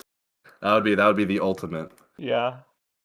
A controversial topic, then assigned the students reading material afterwards. In the debate condition, students had to take a pro or con position on a topic, conduct a thorough analysis, and prepare arguments both in defense of their own positions and in refutation of those of their opponents. Then they measured learning outcomes in terms of how well they remembered factual information, their ability to comprehend that information by putting it into their own words, and their higher order cognitive skills of applying that knowledge to new situations and evaluating arguments and judging them without prejudice. The study found that while the lecture method was better at conveying factual information, debate was superior at everything else: comprehension, application, and evaluation. I think JD would agree that knowledge is more than just the ability to remember facts. He would probably also value the ability to put those facts in a broader context, to consider more aspects of the situations and make reasonable connections between points. However, while he dismisses debate along with the entire capitalist neoliberal framework of knowing, he never gives an alternative, a different way to know that we should adopt either alongside or instead of the vaguely defined version of our current Western form of knowledge. What bothers me the most is that in this thoughtful, nuanced video, Not providing an alternative to the pretty good system we already have sounds like a critique of neoliberalism. Sounds like one. Well, yeah, okay. I don't think he agrees that it is a pretty good system that we already have, though. Yeah, that's true. I just think it's funny. I just think it is somewhat telling that there is this pattern of pointing out the very real problems that are absolutely real, like in our current system, but then usually pointing to some vague, undefined like alternative that doesn't seem very feasible or realistic.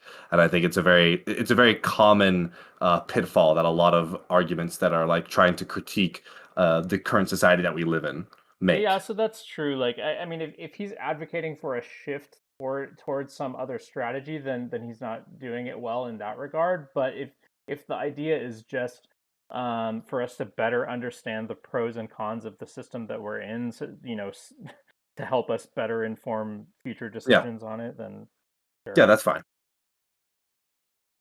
about the different methods of knowledge and the limitations of default methods of knowledge production, rejecting a singular, universal mode of knowledge, he goes back on everything and reduces knowledge to a singular ideal, with good and bad methods. What I am saying is stop doing debates. Just stop it. Stop doing them.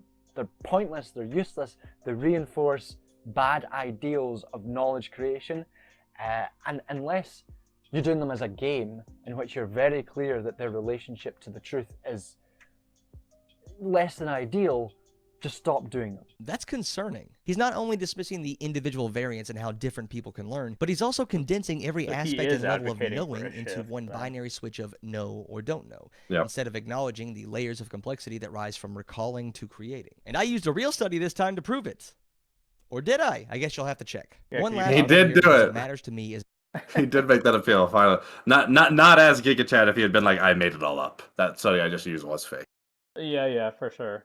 So yeah, this is going to go back to something that you and I have talked about before, but like if we were to take that guy's advice and just stop doing debates are still going to happen. There's an audience that wants to see Yep. them, and if you stop doing them, the only thing you're really guaranteeing is that your point of view won't be represented in them.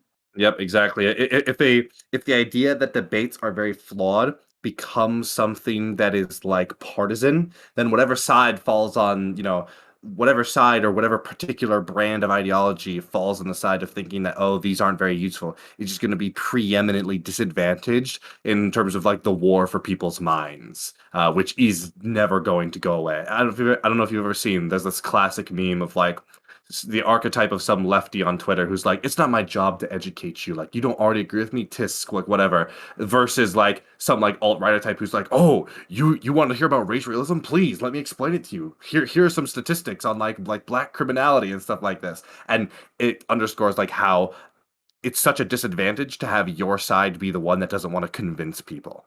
Yeah, totally. an educator. Teaching, that is, conveying information to someone else, is also a skill divorced from knowledge. You can know everything there is to know about a topic and still be a bad teacher. And some of the best teachers out there barely know more than their students. No matter what mode of knowledge conveyance you choose, you will be bottlenecked by your rhetorical skill in that mode. I don't have a clean way to end this section, so...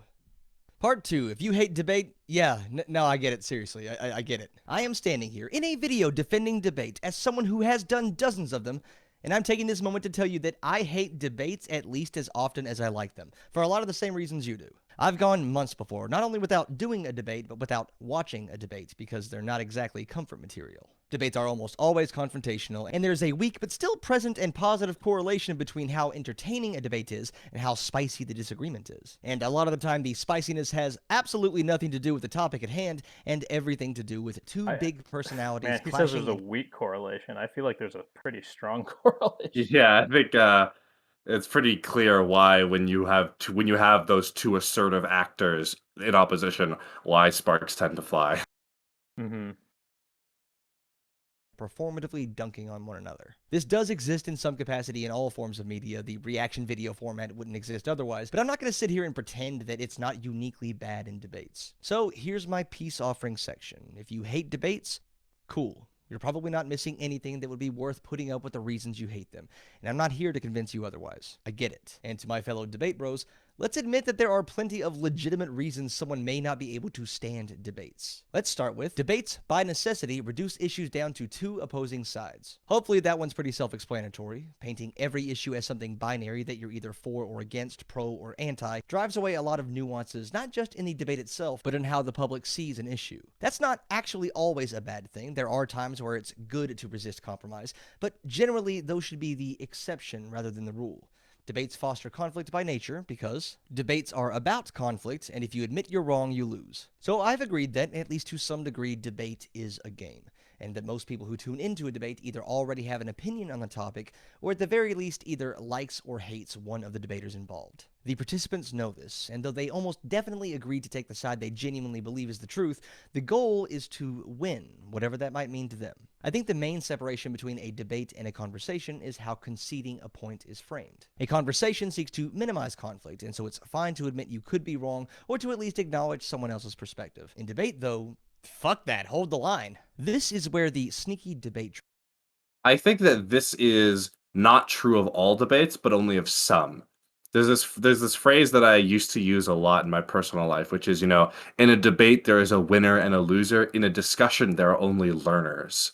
And I think that there's definitely kinds of debate where, if you ever make a concession, you're gonna look like the loser totally. But I think there are also a lot of debates where, for example, doing like a tactical concession can actually make you to appear much more reasonable, right? I think one of Destiny's biggest strengths is the fact that he doesn't defend a lot of the craziest stuff that like the left is up to online. And that's very refreshing to sometimes people that are not nearly as left as him, where they're like, wow, I really thought like I could relate to Destiny here because he wasn't, telling me why it's okay for like people to burn down like gas stations or something. He didn't like start into this whole diatribe. He was like, yeah, that's pretty bad, they shouldn't do that. I 100% agree. And then he'll say, but that doesn't mean that I'm gonna agree that like Donald Trump is the real president. Joe Biden has dementia or any of this crazy stuff. Yeah, it really annoys me in debates when people just refuse to concede to things that are obviously true. It's just that when people are so stubborn, it's like I have to win on every detail, every point. I can never agree with you on anything. Yeah. I really hate when people do that. And even on things that like that even aren't necessarily true, I think you can sometimes make a strategic concession to really focus the debate in. I think it was on one of the panels that that the Destiny band came up on. I think it was the one that Meat ran, that Vivian Wolf was on. And I remember watching Destiny's reaction to the panel because I wasn't able, I wanted to see the Big D man watch me on stream. And one of the things I noticed is that what I would do a lot in that debate on that panel is I would say something like, "Oh, we can say that maybe Destiny is not a perfect advocate. We might even say he's a very flawed advocate." And Destiny would always be like, "Very flawed advocate," like very clearly being like, "I don't think it's fair for you to say I'm a very flawed advocate." And I agree. I don't think Destiny's a very flawed advocate. I think he's actually a really good one. Do you But the concede reason it too why much, or do you think? no, Or well, I think I conceded something that I don't think was true, but I actually am okay with that, and I wanted to do that. That was something I was very intentional. I think there's literally a point in the conversation where I say, for the purposes of this debate, I'm willing to cede all the descriptive ground that all the descriptive claims that Vivian makes of Destiny as like his behavior on Twitter. Like for the purpose of this debate, I'm willing to say, sure, let's say Destiny is racist and is sexist and is transphobic. I don't think he is those things, but the reason why I did that is I think it was more useful to hone in on the core of the argument, which is, does that mean he should have been deplatformed, or does that mean he's a bad advocate?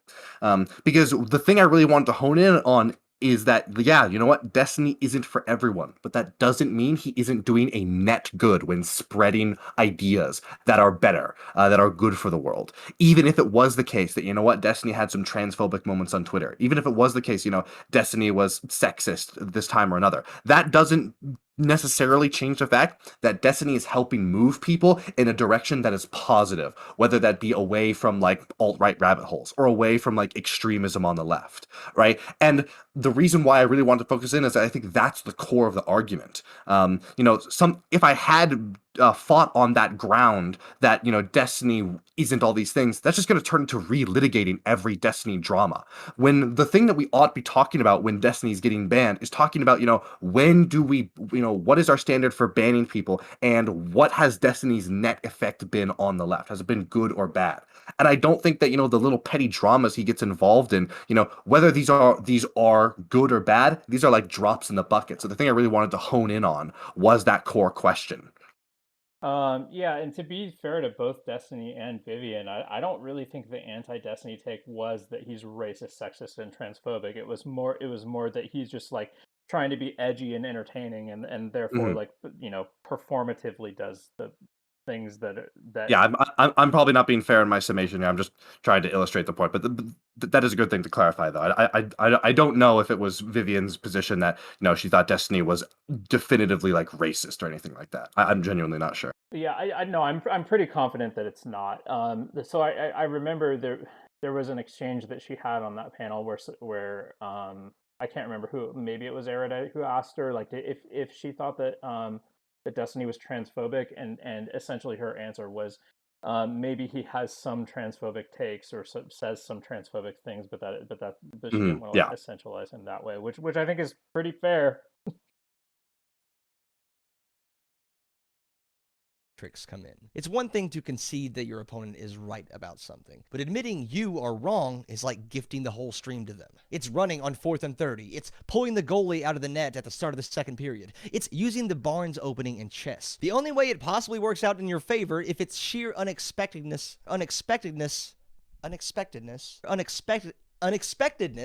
I cannot say that word. Okay, do we really need in the 53-minute video? We don't need the joke cuts, Jangles. I'm The sorry. only way it possibly Yeah, works you're out in your right. favor is if it's sheer unexpectedness catches your opponent off guard. No, that's good.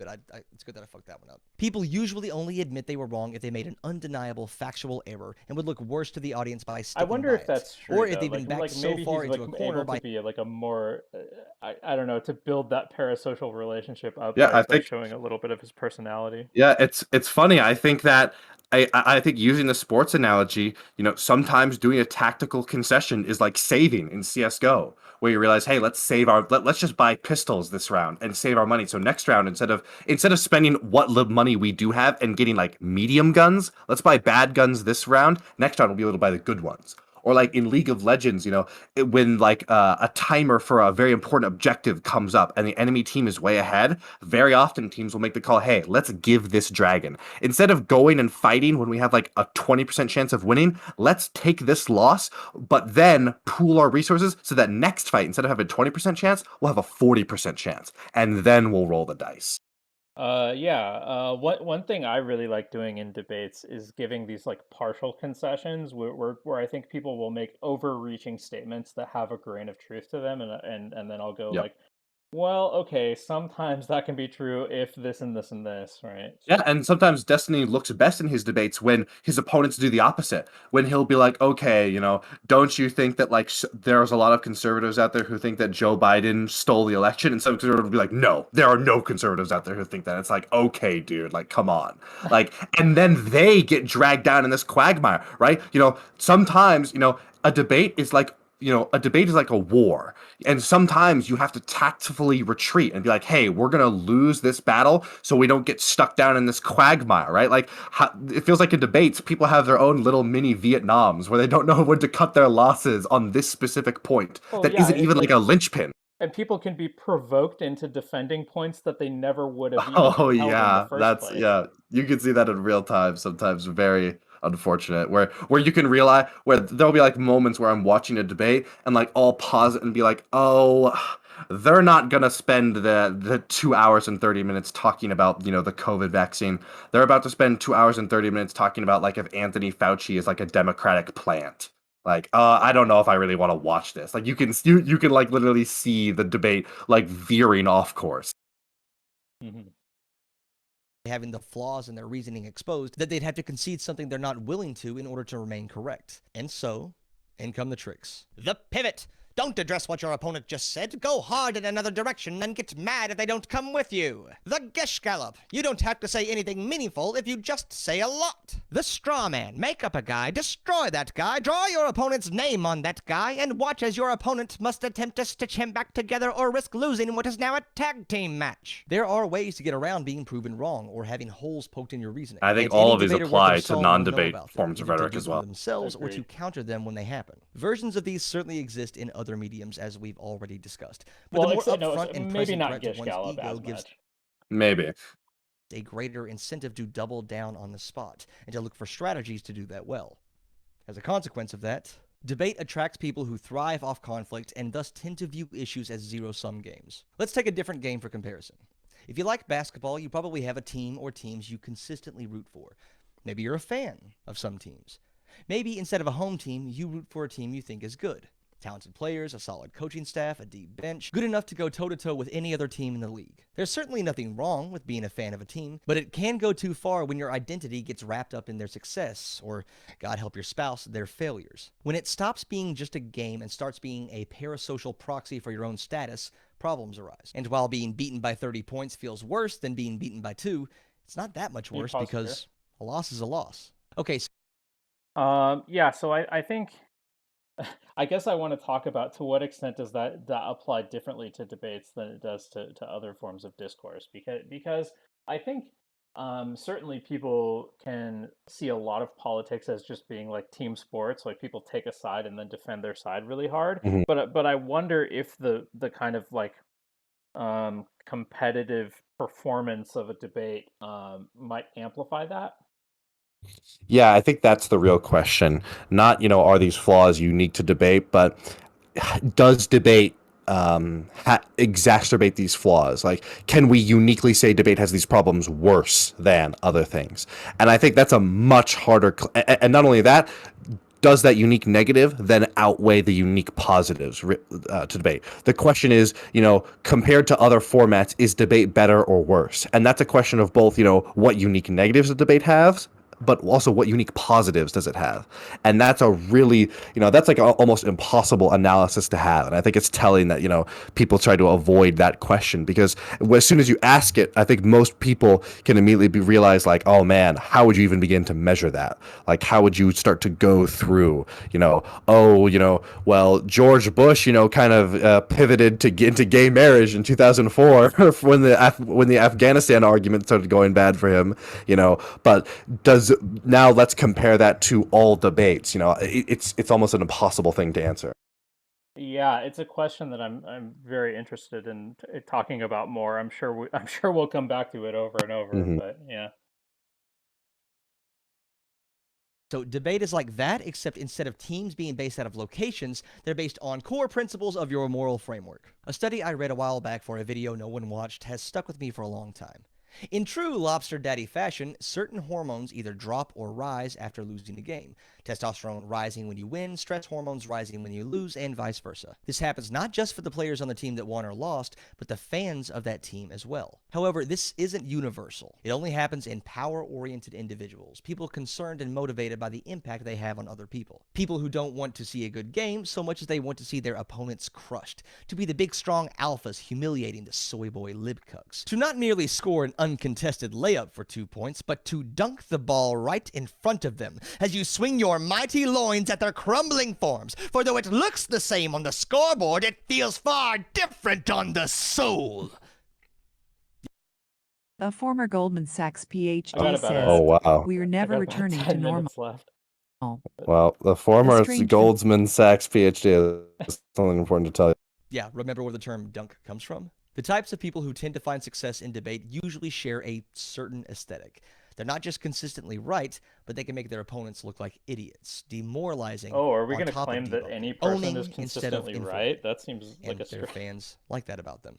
Again, it's not like this doesn't occur in response videos or opinion pieces, but it's like the difference between an MMA bout and a kata. Yeah, you can win in the latter by being more skilled, more refined, but it's not the same as overpowering another person. Not so much winning as making them lose. Because of this mentality, a lot of debate fans aren't just less interested in a conversation with the other side of an issue, less concerned with finding mutual ground, they'll be unsatisfied, even angry, at anything less than a show of domination, which leads fans and the creators who need them to not let them get away with it, or compromise is weakness. Hey, question, what makes someone a grifter? What's the line? Usually people use the term to refer to someone saying something they don't believe, or advocating publicly against things they do in private. But what about letting your audience dictate not what you believe, I thought, but how you talk can you about pause it? here? What if you want It seemed like he glossed over really quickly on he glossed over the point about the debate might amplify people's desire to see other people like defeated and humiliated, and it's playing into our like Schadenfreude. Like he just mentioned it real quick and then didn't go into it much. I kind of wish he Yeah, would have I talked about think that more. yeah, because I think that is one of the stronger points to make against debate is that, debate doesn't necessarily need to do this, but like as a phenomena, it seems to trend towards more blood sportsy type things. And there's a real question of like, on the one hand, okay, how can we say that the people who are into blood sports are this way because of debate versus they're watching debate because that's what they're into, versus like because the counterfactual would be, okay, we get rid of debate, those people just bounce off of video essays and then just like redirect their blood sports to like wherever they can. But then there's also this real question of like, well, people are malleable. It's also the case that there's probably people that are edge cases. Are there people that if we clamped down on online political debate that would gravitate towards the video essays and not have nearly the same degree of like, shit on the enemy, absolutely destroy them. Yeah, it's interesting. I almost wonder if it could be a good thing in some ways, because in that first case scenario where it's not amplifying people's bloodlust but instead just satiating it, like perhaps it somehow mitigates conflict in other areas of a person's life. I'm not sure how plausible that is, but I could at least imagine it. We can save billions of euros of property damage in Europe by directing sports hooligans to League of Legends. Make it so that instead of trashing like the downtown of whatever city they're in, they like punch their monitor and like get a new one for $80. That reminds me, like if there, that's an interesting theory I've heard about why crime has been mostly declining over the last few decades, is because people are more just busy with their electronic devices all the time. They're spending so much time on like social media and video games that that young adults are not. Crime is down, but gamer rage moments on Call of Duty lobbies is way up. And if we had to choose one or the other, I think I'll take the gamer rage, right? Yeah. Well, just know, guys, anytime you go into a lobby and you get screamed at by a teammate, you are helping prevent a mugging. You are the modern Batman. Yeah, to be clear, like I have no idea like how true this is, but maybe. It'd be really cool if it was. to have a discussion on the issue with a problematic figure on the other side, to genuinely see if they would temper their rhetoric, to reduce harm through understanding, even just a little bit. But your audience wanted blood. that this debate wasn't about the issue, but about holding them accountable for every transgression they've ever made, every harm they've caused, every person they've hurt. How does tax policy or historical accuracy or scientific consensus measure up to making them pay for what they've done? Making a video or doing a reaction stream isn't enough. That's just higher effort posting. No, if you have the chance to talk to them face to face, it's time for retribution. The only issue is how to make it happen while wearing the topic as a disguise. Something like, does anyone who wasn't already a fan of Milo in this debate, do you have a good opinion of him after this? After he spends the entire debate whining and just going off about completely irrelevant points while he tries to think of an answer to the question. For those of you that have heard about me through that Milo debate over a year ago, do you remember what it was about? Do you remember any points I made, any indication that you benefited from all the research I did? That didn't seem to be the impact when it happened, and that's not what I focused on when making the highlights video. There's a reason I titled it The Destruction of Myo-Yiannopoulos and not Why White Fragility is a Real Thing. To earn the title of debate, bro, you need to make a name for yourself as someone who is not only confident about their positions, but willing to challenge others on theirs. To position yourself as correct. And in the absence of formal fact checkers or scoring, being correct can often be about adopting the right aesthetic. One of those aesthetics could be called performative scientism, which, damn, JD, got me again, double kill. The format encourages you to like hit your opponent with stats and facts and figures because they just appear more convincing. It's like an aesthetic scientism or a performative rationality. I agree with this. Numbers make you right. Have talked a little bit about this before with reference to Not So Erudite, right? Because I think one of the best and worst things about her as a debate panelist is her tendency to bring up research and studies all the time. It's great that she cares about evidence and wants to encourage other people to care about evidence too, and it's great that she does research and wants to know what she's talking about. So that's like the best thing about her as a debate panelist.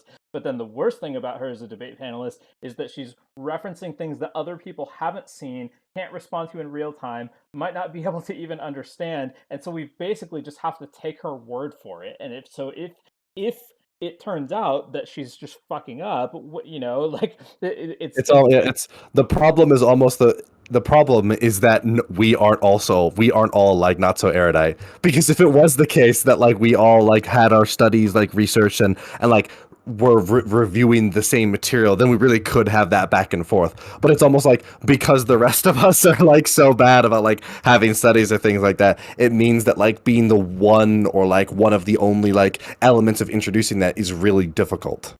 Yeah, but then there's also this really bad scenario where like if we all were like that, but then we just had different studies or different interpretations of the same study, and then we just go on a panel and are, go back and forth with those, I sort of feel like it wouldn't actually be a good debate. Well, yeah, see, that's the thing. I think if we had different studies, that's one thing. But I think the really interesting example is if we are going back and forth about a study. Because there's this real question where, like, oh, if we just spend the whole panel going back and forth about, like, a study, what are we doing? Whereas I think some people, someone like Erudite might very well say, yeah, that's what we should be doing. We should be trying to figure out what's the actual fact of the matter and, like, examine the methodology and things like that. And very scientifically determine, okay, come to the conclusion, okay, this study is right or wrong, or what conclusions can we take from the study, and then apply those, and that's how we get the answer. Yeah. Like, I think to a lot of people, figuring out what the studies say is the issue that we all be talking about. Yeah, so I have at least one positive example of this, which is I was on Prime one time and Doobie came on, and he and I were, like, arguing about...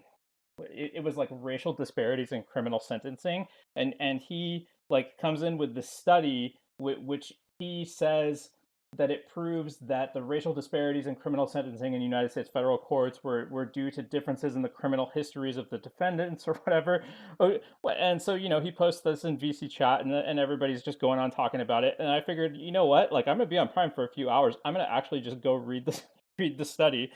So I just sat there for quietly for like half an hour or something reading through the study, then came back and like then we just started yelling at each other for like an hour about like who was interpreting the study correctly or whatever, right? Mm-hmm. And so like I don't really know if that made for good content in the moment, but he later ended up admitting that he was wrong, and we actually like resolved the conflict in a really good way. Not even that night, but we did later on. We came back and talked about it. Hmm.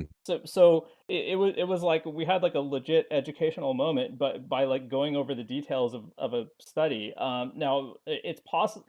I'm not even sure if the entertainment value of the panel was better or worse for having done that, right? Because it could be better because like there was a little bit of like drama and conflict between us, but it could be worse just because we're like we're talking about like all this math statistics and stuff like there. I don't know. Well, anyway, it's time for me to head off to that panel. I think we're Yeah. just gonna have to come back to this video later, but yeah, thank you for hanging out with me. Do you want to plug Yeah, no yourself before you problem. take off? Yeah, I'm twitch.tv/Flowtrace, twitter.com/Flowtrace_. Have fun on the panel. I might be tuning in a little bit. All right, cool. Thanks. See ya.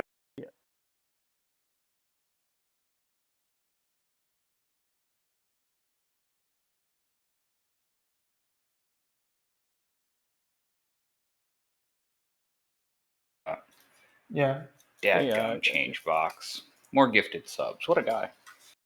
What a guy. Hey, Yeah, just he's up so to everybody knows, 30 I'm on gifted stream right now. subs to the channel. That's insane. Cricket style. Welcome. Are you live? I am live right now. I just wanted nobody shout slurs. No problem. We got you. Mm-hmm. Okay, we got a couple more people that we are waiting on. A couple of people that said that they might come in a little bit late. We're gonna obviously all get dragged in. Cameras may mess up when we drag, but I will drag you guys to the studio shortly, and we will actually get the show going. But how's everybody doing today? What's new and exciting? Doing good? Doing pretty good. Just got done doing a video review with Flowtrace, and so yeah. Yeah, were you guys watching Erudite stream with the individual? No, but we were watching a video by that same individual. So, yeah. That's interesting. I saw the name and I was all like, hey, what the heck? Oh, hi, by the way, Bellini.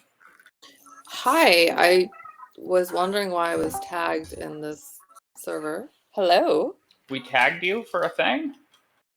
Yeah, I was, it was an everyone tag, probably. Oh, yeah, no, we had the here ping. I just went live a little while ago. We're getting ready to do our panel on different types of democracy around the world.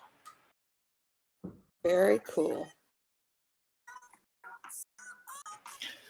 You are still loading, Franklin.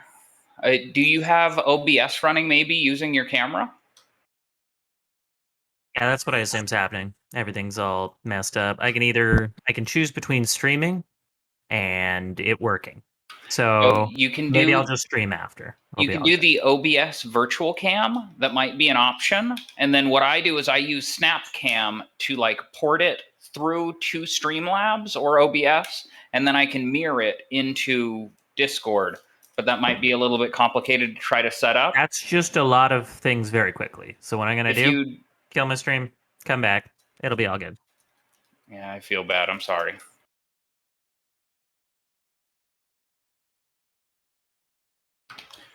All right. We're a couple of minutes past at this point. I know that I'm waiting on Joe. Let me send a message to Tannerite and see if they're going to come. But then maybe we will get started and then let Joe join us once they arrive. Joe Lewis? No, different Joe. All right. This is not a panel of stars, other than somebody. All right. You guys might need to turn your cameras off, actually, to do the drag, but we can try to drag you over. It just might crash your Discords.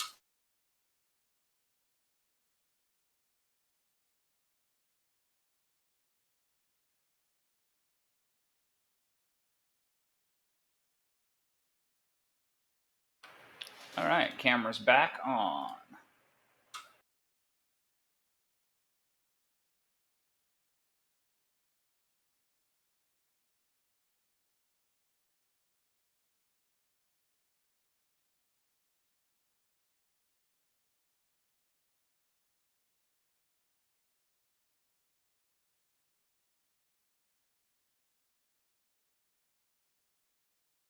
Oh, we lost Franklin again. We'll drag him back. Franklin, are you with us? Turn your camera on. Nope, he keeps hitting the join button. Franklin, don't hit the join button. There you go. He's coming. There he is. We got him. All right. I'm going to go ahead and pop us out. I'm going to do like a live shout out to the audience real quick, let them know what we're doing and everything. Then I'm going to switch the camera over, introduce all of you guys, and then let you guys all do your opening statements and whatnot.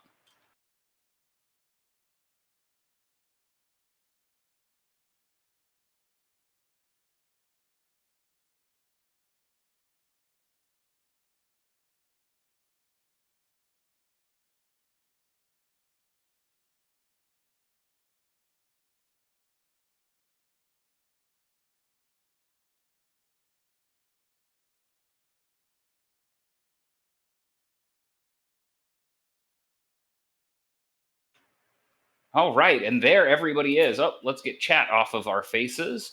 There we go. Sorry, chat. You guys will have to read chat in chat if you want to read chat. Changebox, thank you very much for a gifted tier 1 to Myopic Times. Man, oh man, there he is right over there. I see him. We're going to have some opening statements.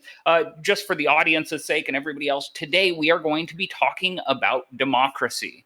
We're going to be talking about different types of democracy.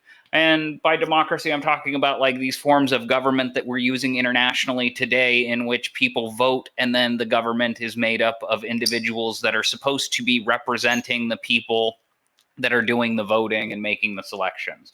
Now, obviously, we have had a lot of different forms of representative governments throughout history, dating all the way back to the invention of democracy back in the good old days. We had the Londinian Guild Charter, we had the Roman Republic, and we had ancient Athenian democracy. So I hope that we're going to hear a little bit about all of these different forms of democracy. I'd like to talk about the different types of democracy that we actually see in practice today. I'd like to compare legislatures like the type we have in the United States, where it has a separate executive branch, where legislatures are broken up into 2 different chambers. I'd like to also talk about parliamentary systems, or the idea of pulling the chief executive out of the legislature as a prime minister, as opposed to the way that we do it, again, in the United States, where it's a separate election.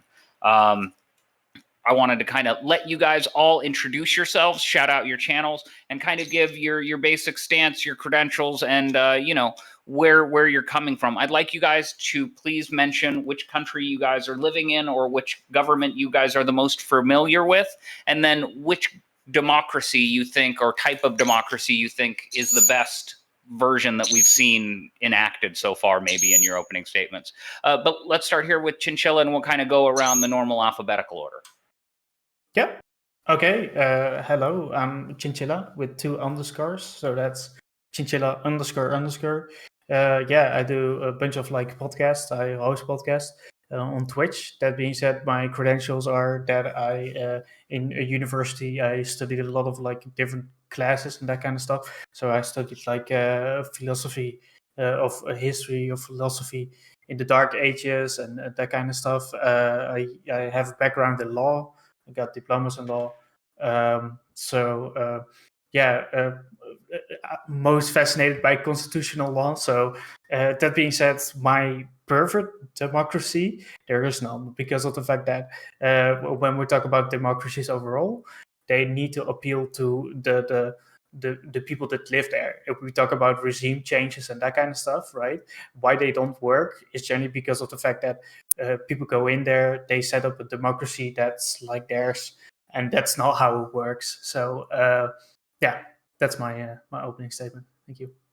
Well, again, thank you very much for joining us, Chinchilla. It's always nice to have a little bit of a broader perspective, particularly on these topics, because frankly, we always hear the same people all the time saying the same things, and intellectual individuals that know what they're talking about are always a treat. Cricket Style. I'm Cricket Style J on Twitch and Discord. I have no particularly noteworthy credentials, and I'm from the United States. My take is that when it comes to any particular system of government, it's not necessarily the case that it strictly is or strictly is not a democracy. There's different degrees of participation, and a lot of forms of government that we would not normally think of as democratic do actually have some form of electoralism built into them, and a lot of governments that we would think of as democratic actually do have a lot of limits on participation. Very good, very good. Yeah, no, awesome. Fantastic to have you here. Again, I always enjoy having good conversations with you, Chinchilla. You're very well spoken, and I'm excited to hear your takes on this. Dance. Hi, I am Dan DeStep. I am an historian, specifically studies the 1800s colonialization and immigration of during that period. I agree with Chinchilla that there is no perfect democracy or system of government. That I think it has to be alleviated to the certain circumstances and diplomatic situations that would deter to them being to that government. I can heavily discuss about the Athenian democracy to other kinds that have throughout history. Perfect. Well, thank you very much for being here, Dan. Again, you were kind of a last-minute addition because we did have a couple of dropouts. And again, thank you so much for A, being so knowledgeable, and then B, for being so available. Next, Franklin. Hey there, Franklin and Slash, twitch.tv/Franklin and Slash. You can check me out. I talk about law and politics. I am a Canadian lawyer. I am representing Canada today. So I'm just going to dunk on all of you with our wonderful democracy. No, I agree in principle with the other panelists that there isn't a perfect kind of democracy, but it is because democracy has the benefit of responding to the time in which it is present. If you have an aristocratic government, an oligarch, a dictator, you can get fixed with one person that's really good for a very specific period of time, and then times change. So in theory, democracy has the ability to respond to the individual situation. The issue becomes when it becomes static, and as we see in almost every example that we're going to look at, what happens is you start with changes in government, and then eventually you get to a static period where you have the same person in power for 10, 15, 20 years. Sometimes it's a group of people. So yeah, I'm very excited to talk about this, and I did a full in-depth review of Londonian guild charters thanks to somebody, so I'm super excited to talk about that. Well, I'm sorry to have given you homework, Franklin, but isn't that an interesting little thing that we've discovered over there? Good gravy, those Londinians. Myopic Times, please. My name's Josh. I have a website called themyopictimes.com. It's just myopictimes.com. And I believe in representational democracy, although I think we have too few representatives in our current Congress. And that's pretty much it. I live in the United States, and I guess I'm ready to go. Fantastic. Fantastic. Well, again, I do appreciate you guys all very much for being here. Again, I'm very excited about this particular topic. Our producer, Black Yamato, is the one that proposed this idea to me, and so I wanted to kind of put it together, toss it around a little bit, and see where we thought about it. I guess one of my first thoughts that I wanted to kind of throw out, see where you guys are at on this, within a legislature, within a democracy, 2 houses, 2 separate chambers, 1 single chamber. What are your guys' thought on that?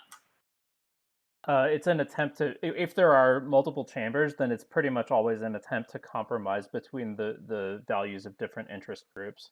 It's so that each group can have a check against the power of the other. Yeah, usually there seems to be a break between, say, a richer upper class that formed the upper house and then a lower class that's voted in, although in a lot of systems you end up with fairly similar people in both, especially if we're going to look to Rome and what happened there. But for especially like the Londonian guild charters, they had their 2-house system, which eventually kind of became the parliamentary system that we're familiar with. You had the Commonwealth and the general livery chamber of I believe it's 100 members and then 25 members. So it's an ultra small group when compared to all the others. And I think that's going to come up a lot, is whether you actually get any representation based on population, because, if you look to America, for example, They're 10 times the population of Canada. They have about the same number of representatives. So it doesn't feel like it's very fair. And one fun fact about Canada before I go, you have to have $2,000 of property in order to be part of the Senate. So there was a nun that they wanted to place on the Canadian Senate, and they had to hold her particular church in trust so that she could be a nun with that property, because she had a vow of poverty that she wasn't allowed to accept the $2,000. Yeah, I think that overall there are like a lot of different ways to approach this. Like you can have like one chamber with like different terms. People are being chosen on different terms, being chosen on in different ways. That could be possible. So you could put it in all one chamber. You can also make the choice of having two chambers or two senates or whatever you want to call it. It doesn't really matter in that sense. So I think if you want to streamline something, it would be probably better to put it in one room altogether, even though if they are elected in a different way. That being said, like sometimes you also you also have like people that are being elected from like certain type of groups. So within the Netherlands, we have water management is like one of the oldest democracies in the world. It's like basically like part of that democracy of the water management is like elected by the farmers. So stuff like that. So you can also have like different ways of elected people, like experts and that kind of stuff. That's also a possibility, but that's all depending on what kind of government you have. For a national government, I don't think it would be useful to have farmers being elected in parliament or something on that premise. Yeah, but there could be a lot of criticisms that has been done for the Dutch model of Republican government. Like I specifically can remember about certain situations where they definitely heavily failed to uphold at least stability, such as like tulip mania, for example, was disruptive during its own time during the 1600s. But I also, along with that, is factionalism has definitely was beginning much of an issue in Dutch democracy as it is still currently, I would assume. Well, yeah, I don't want to go too much in depth of Dutch history, but the Dutch they kind of founded the stock market, the modern stock market in a sense, and that was like that started Tulip Mania. Tulip Mania was first in its kind in the way that how people invested, the way that our overseas like territories were like conquered and that kind of stuff was by like normal merchants buying ships, like a small part of a ship, basically buying stocks, right?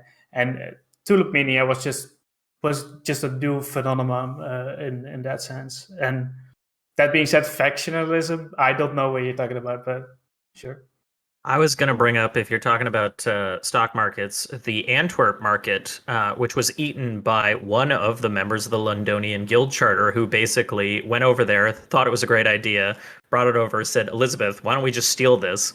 And it's pretty much the reason the city of London has been known as an economic power for a really long time. Is shocking how long that system has existed. And I thought, eventually, if we discuss it, whether or not all of you think that longevity is an important factor when you're looking at governments, or if it's can be like a detraction from government that you have the same system lasting so long, because London just goes back forever. It's pre-1066 like charter. If you look at the German constitution, like after World War II, they have like longevity in mind a lot of the times. Like what happens if they have like a fight within their parliament? They say like, okay, we're gonna chill, we're gonna meet each other next day. So they actually gonna say like, okay, back the fuck off. We're gonna meet each other the next day. So it actually works like that. That being said, like I don't think that longevity in itself should be a goal. So it's kind of cool that they have that in Germany, that they say like, well, at 11 p.m. we're gonna call it quits, and that kind of stuff. But yeah, if you actually are going to just design like a constitution with longevity in mind, I think you sell yourself short. You basically say like democracy is kind of sucks. We need to limit ourselves in 10,000 different ways. It seems like one of those kind of things where it's best to seek out a happy medium, right? Because if you have no longevity to your system, if it's just very, very unstable, things changing all the time, that's a very bad outcome. But then likewise, if you had a system that just persists even when it's not functioning well, that's also bad. So you want some flexibility to it. Hello, everyone. Hello. Greetings, Tiberius. Yeah, no, I did want to take the opportunity. We do have a special guest joining us. This is Tiberius, who hosts a lot of panels similar to this one. I was trying to get in contact with him, but unfortunately wasn't able to get in contact with him till today. But my goodness, they've been able to join us. Again, today we are talking, just to get you caught up a little bit, Tiberius, about different types of democracy, the differences between the different types of democracy that we see internationally today. We're talking about the benefits versus the disadvantages of each of these systems. And we're comparing them to ancient systems that we have, like ancient Athenian democracy, the Roman Republic, the Londinian Guildhall democratic charter. And we want to try to figure out, the best type of democracy and what the main goals in all of this should be. Do you have any any opening statement, so to speak, on this? Yeah, I'll give an opening statement, also give a little bit of introduction, and I thank you for having me here. I was just kind of told about this like a couple of moments ago, and they're like, "Hey, you got to get go check out this panel," and I just happen to have the free time. So, number one, thank you for letting me crash the party. Always appreciated. For anyone who isn't aware of me, my name is Tiberius D. I studied in economics, political science, and I do a lot of geopolitical work here on Twitch and YouTube. That's kind of my thing. So when it gets down to this wonderful particular thing, I'll outline three things. Number one, I consider myself a Republican, not from the political sense of, I love the Republican Party. I really don't. What I consider that is that I do not like direct democracy. I tend to favor more of the, you would call it a technocratic, elitist, or aristocratic form of democracy, where that is you have the elites do work on your behalf. Now, there's some problems with that. I'm not going to act like it's perfect, but that's kind of where I work, or where I prefer to operate. But just getting into the general theses here of all the different democracies that are here that we can look through both in the past, present, and future, it is quite interesting to see what's been tried, what's kind of worked, what hasn't.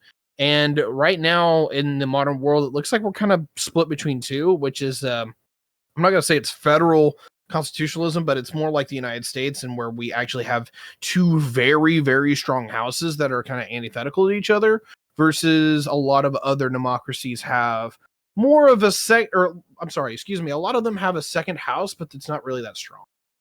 What it largely is that you have a House of Commons or the Bundestag or what have you, that really does a lot of the heavy lifting when it comes to public policy. And what really shocks me, particularly with the Europeans, who some of them even have constitutions written by the Americans, is that their legislative branch has a figurehead that is voted upon that supersedes the executive, where in the United States it's the opposite way around, where the presidency, which is for the executive branch, basically overshadows the Speaker of the House because it's not an elected position. That's huge, and I can't wait to talk about that. But I'm going to try to not be long-winded from this point on. Thank you for letting me jump in, and I'll just kind of engage when I want to, or when I feel necessary. Thank you again, Tiberius, for joining us again at such short notice. It is very important that we always have very distinctive perspectives on these different panels, and I do want to have you included. And again, this is kind of exactly what I wanted to talk about. There are members of our government that aren't necessarily elected directly through democracy, and there are members that are, and that's just within the United States. Every government works a little bit differently, and again, that's kind of what we're here talking about. So we are on the concept of how many chambers should legislatures have when we are talking about democracy at this point. I'm sorry that we had to interrupt for that.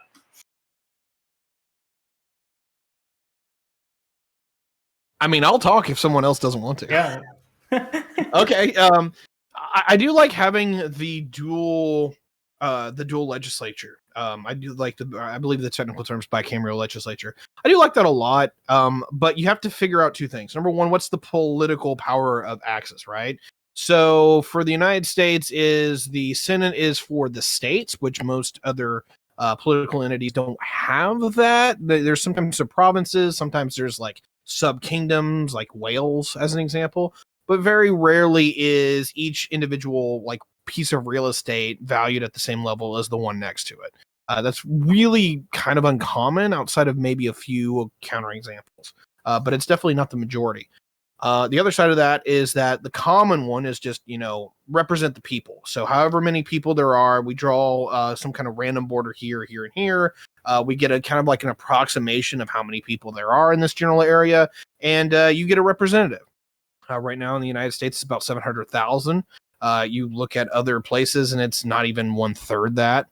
Yeah, it's and I'm not talking about the U.S. states. I'm talking about like the House of Commons in Britain. I believe it's something on the order of each is representing 300,000. Somebody can correct me on that if I'm wrong, but it's very interesting to see like where other nations even draw the lines versus where we do, but also in regards to how much we give a piece of land a representative such as the senators and the Senate. I like that they have to kind of work together, but I have two problems with the system, and I'll close out. Number one is that the Senate, or I don't like the way the American states are drawn. They make a lot of them don't make sense, personally.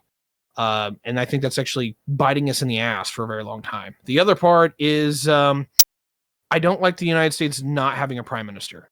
Not having that legislator that is elected by the people to kind of run the legislative branch is kind of we already have it. Like we have the majority leader for the Senate, and we have the Speaker of the House. Yeah, but these are not elected positions for the totality. They are elected from their own body, correct? Is that you don't run for Speaker of the House to the body politic, you run to it to the, within House. And while that is kind of interesting because that's kind of like what the Canadians do, for an example, and you guys can correct me if I'm wrong, I don't really like that system because while I get that it does have its role, is that one, for at least here in the United States, and I don't know why the Canadians don't have this problem, is that it puts all of the legislative emphasis on the president here, at least I think it does, which makes no sense to me because the president doesn't write law. He can recommend a budget, he can do a number of tacited things here and there, but that's not their purview. It never was supposed to be, and I quite agree with the framers that it shouldn't be. But the fact that it is a at-large position seems to just be the predominant reason why this position dominates the speaker. When's the last time we actually had a Speaker of the House that told the president to get screwed? Anyone know? Can you repeat that question?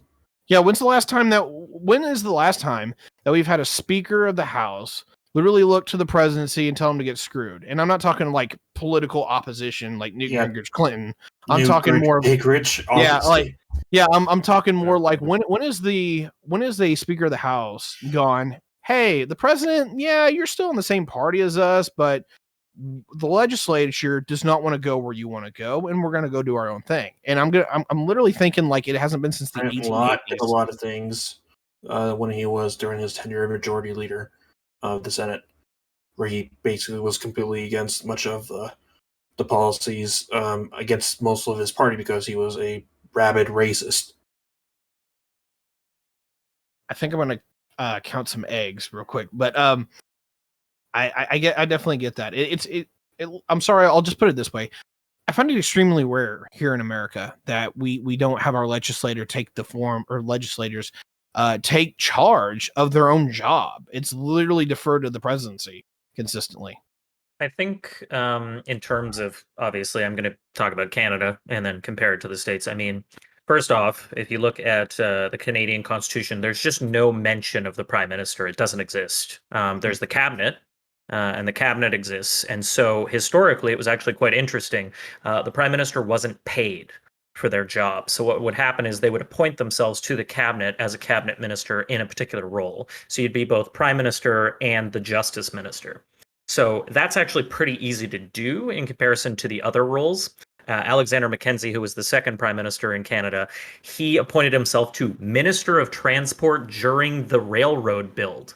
So he actually slept like 3 hours a night, and he kind of lost his mind and wasn't able to win against John A. Macdonald in the second run. But so I think obviously the impact and the importance of the president throughout American history has been felt, and that figurehead status has kind of been elevated. The executive is also so separate. Whereas if you have a parliamentary system, you're going to be combining those roles, and you're going to be deferring on your bureaucracy. So when you come in with your legislative policies, you go, hey, hit the ground running and do these things. So all of your bureaucrats are prepping all the legislation that might come up. So there's actually a scramble every time there's a new prime minister. And because of the long runs of prime minister, you can have someone like William Lyon Mackenzie King, who was in office for basically 50 years. And you have that benefit or negative because you don't have these term limits built in. So yeah, I think the changeover of the president and having that term limit results in these power plays. And if we go back to Roman history, you're going to see the same thing where, for a while it was consul 1 year. Then it was like, oh, but this guy's in for 10 years. Oh, but this guy actually, it's really important that he stays in for 20. Oh no, we have that is oversimplifying it. I know. Completely. I'm being a little facetious, but please, if you would like to go down the run on it. No. I do think there's arguments for many different options, each as they're given. I'm a bit confused on Tiberius' point when he's specifically having an issue with the system where there is mainly it's just about the amount of power the president has, and to compare it to the people that were in power, such as like Speaker of the House and whatnot, then still also talking about that he still prefers democratic republicanism as to the founding fathers. I would like to see more clarification on that.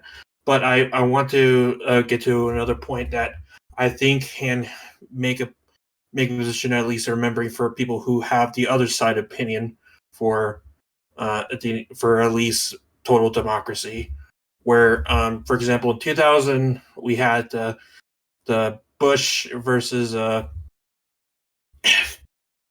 forgot his Gore election, and it got to a point where even though that it could be very much argued that Gore should have won, it ended up going to the Supreme Court, and they end up choosing who was going to be the president by de facto through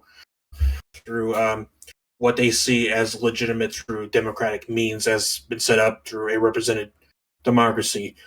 And a lot of people has argued ever since that the electoral system is pretty bogus with kind of representation and the amount than to having where they just want to have at least everyone vote for the president instead of like voting for the delegates who's going to vote for the president. How else would you organize it that the Supreme Court wouldn't intervene? Like, how else would you do it? Because I don't see another option if you have like a stalemate when it comes to one branch of government, and then usually another branch of government steps in to help that out, and that's the whole idea of like checks and balances. So what would you do? Well, I think there has been an easy point that Tiberius made, that this is an exception to the rule about having delegates to vote for the president than to voting to the actual president, because then you don't end up having like people straight up like saying I want to vote to never pay taxes again, and obviously there could be a lot of people that would be easy to be convinced is like, yeah, I don't want to pay more taxes, but then people who are actually well versed in the legal sense and those who are at least educated in, or at least in representation, says, oh no, that's a terrible idea. And to the point why I think that makes to more of the point that Tiberius was making, instead of like having the issue with the other side where instead of the electoral system, we could end up voting and it ends up Democrats keep winning every time because they have more voters than to the delegate system. I wanna bring it back to something that Tiberius also said, about disentanglement, of you want to see a prime minister, and somebody that that's like the president, right? You want to see two different positions. Is that correct? If I can just reword this in a way that is a lot more concrete, I want the Speaker of the House to have a pair of balls. I'm very much sick that the American public keeps viewing the president as basically the be all end all of the American of the American government. It's a very powerful position. I don't want to dissuade from that, but the entire checks and balances system, which while I'm not going to say there needs to be a bit of an ebb and flow. Like sometimes you might want to have somebody who's kind of taking charge and running the show, versus sometimes you want the if you will the house to run that kind of thing. I do want to see that kind of move. I do like emergency powers acts whenever we need to have those, right? But what I'm getting at is that I have seen, not only in my own lifetime, but throughout American history, that we have shuffled more and more power to the presidency. And whether you are Democrat or Republican, this order by decree, the executive order train that we keep seeing here in the United States, to me personally, is very concerning. People are talking about hey, we can't, do Roe v. Wade's going away, right? And I'm not going to try to do the abortion topic, but I want to outline something with that. That was never an act of Congress to begin with. Our Supreme Court more or less legislated that from the bench. And we can get to that if we need to. Pretty much. Our Congress hasn't done anything monumental since 92. And that's a constitutional revisionment. I believe it's like the 27th Amendment. And it was one of the smaller ones. We haven't passed a major legislation outside of maybe the infrastructure bill for the last 30 years. Our Congress doesn't do shit anymore. Now, part of that's the American people's fault, and I will 100% take that blame. I would argue more polarization. And polarization. The filibuster. Polarization's bad. The filibuster's a really fun topic, actually. So we definitely probably should hit that. Yeah. But I think the other side is this.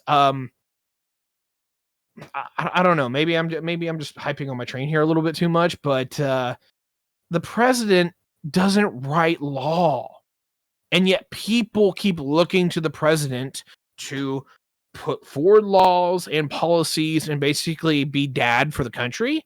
And while I kind of like that last part, is that you set the tone, not write the actual law. That's not their job. Their job was to be the enforcer. Their job is to be the it's the enforcer. You run the military, you veto the budget if you think it's stupid. You basically just make sure everybody's not putting the knives at each other. And now we've just made it to where, I'm not going to say it's dictator light. That's more like France or Hungary, but the presidency's gotten stupidly powerful. I do agree. Oh, please, you go first, and then I'm going to jump in because there's a lot of law that just happened. Tiberius is correct that the executive powers have been directly increased ever since Woodrow Wilson wanted to have the Espionage Act put in place, and a lot of other further laws that have been afterwards were then made to the executive branch, to which then now the president can implement wars, or at least what he calls like affirmative action with his use of the military without the Congress's approval. I do think that directly is not really good representation to direct part of the civilians who want to have a say in getting people to at least say that this war is good or this war is bad, or we want to be out of this conflict. But then only being put forth, the only person that has the power really is the president, and we only vote for every 4 years. And usually we have a massive disagreement on saying we're picking the least worst of the two worst options. And I do think that this is definitely an issue for at least the stability, mainly for the democratic system. When you exactly have people who want to have a position with a large amount of executive power and do exactly what they think will be better for them instead of having exactly be done through like a democratic way, lead to things like a American Caesar or whatnot, where it ends up being very much, I think, could be against to the democratic principles that many of us exposed to or at least believe in, unless you're Nick Fuentes. But that's my case. I have a big problem with how people categorize law frequently, because I hear a lot on panels, people will say X isn't law. Now, direct, like executive orders are not necessarily legal in nature. Some of them are conventional. Some of them have the force of law in the sense that they are enforcing an interpretation of legislation. And so everything will be carried out in that manner unless it conflicts with existing legislation. Furthermore, if you're dealing with basically the Supreme Court acting as arbiters after Marbury Madsen, you effectively have common law that is created in most of those cases. So when somebody says that like, oh, well, we should go back to legislation, things should be these actions, there isn't any like law. There's tons of regulation that occurs still at the executive level. There's tons of these orders, some of which are questionable. Sometimes people suggest that they should be done through legislation because they in fact conflict with the law themselves. For example, the enforcement of ICE agents and whether or not they're going to carry out those actions by executive order directly might conflict with what the legislation says. But it comes down to who they were going to enforce that against. And that happens in Canada, a lot of other democracies where you end up with laws on the book, and some of the time they get enforced and some of the time they don't, based on how the executive directs them to be enforcing those laws. So I think having firmer legislation would be beneficial so that people can sit down and read it. But in theory, the States is not supposed to have a fully codified law. In fact, most of it was established by common law, and they have just codified everything to the point that it starts to look like a civil system. I want to just get on two things. Franklin, absolute pleasure to meet you, by the way. I'm not a legal expert by any measure. While I've tried to study a bit in legalism, as like common law, as an example, actually usually just goes completely over my head. Because would you describe this as correct in that there's just a lot of backstory to common law, and that you just kind of need to know the backstory to understand it? Okay. I would agree. There's, if you don't know the case law, you might go, well, the law says this on the page, and so it should be like X. So if you read the Second Amendment, for example, but you hadn't read DC v. Heller or, any of the cases that followed, you would automatically read that as meaning a well-regulated militia and bearing arms, unless you were an originalist and decided to read it in a particular way. So, I mean, it comes down to interpretation, and there's kind of a modern approach where you have to read the entire legislation, you have to read the case law, you have to look at, well, what could they have meant? What is the purpose? So if you look at like that abortion bill that they tried to pass, there was a ton of like backstory that they built directly into the law by saying, here's the purpose of every part of this law, that a lot of people, when they're reading the direct text, will frequently say, nah, none of this applies. This doesn't make any sense. It's just a list of things they want to do that are kind of hand wavy.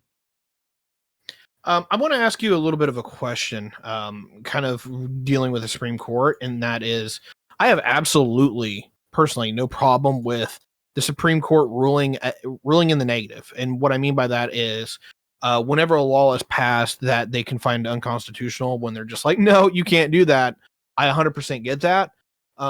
Where it bothers me a little bit, and while it's been used to very positive ends, particularly in the last 100 years that I can think of, ruling in the, I would call it ruling into the positive, where you say, hey, look, this law is not just, but not only in the fact that we say that law is unjust, that they're basically the opposite is implied. So as an example, you can have laws saying that the barring of gay marriage is no longer constitutionally viable. That's a protected class, and that, vamoose.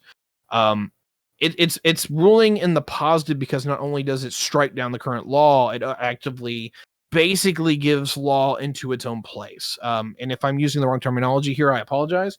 But what I'm just basically saying is that people take something as you can't do this and you can go the opposite direction with it. Well, now you can do this. So that one always seems dangerous to me, but I'm very curious what your thoughts are on that. I 100% agree with you. There's positive and negative freedom. And if you frame almost anything in negative freedom, then most people seem to be okay with that because they think, well, the law says you can't do X. It restrains you. It has that force. When something is read in positively, a lot of people have a natural reaction that, well, this is not what this says, even though you can usually frame most positivistic like versions of the law as actually negative freedom. You can frame them that way. It's just usually if there's a progression or people want, human rights that they read out of a charter, whatever your charter might be, they start to get into the positive because they're going to look at, well, what are the fringe cases that you could add on? What are the penumbras, the things that are in the background that could be included? And that's when you start to get an expansion of the common law based on a particular reading of the words. So a lot of people do naturally not enjoy this positive idea of what the law was meant to do because they think, well, that's not clearly what the legislature thought about when they wrote it. And that's actually a way you can interpret the law. You can look at, well, what did they actually say in Congress when they passed this? What did they say in Parliament? And that's actually a mechanism that you use to show, well, they clearly didn't mean this because they didn't even think of that. And you can have a fight over, did they just assume everyone would know and therefore not include this directly? Or did they not include it and clearly they didn't mean for this to be included? So that's the part that upsets people. Because they often feel that that's judicial activism. It's a creep. It's an expansion. I think it's really interesting that you brought that up because I see like overall when we talk about like different way of like interpretation, right? When you talk about originalist takes, that's not allowed in my country. That's against that's like a no-no when it comes to interpretations.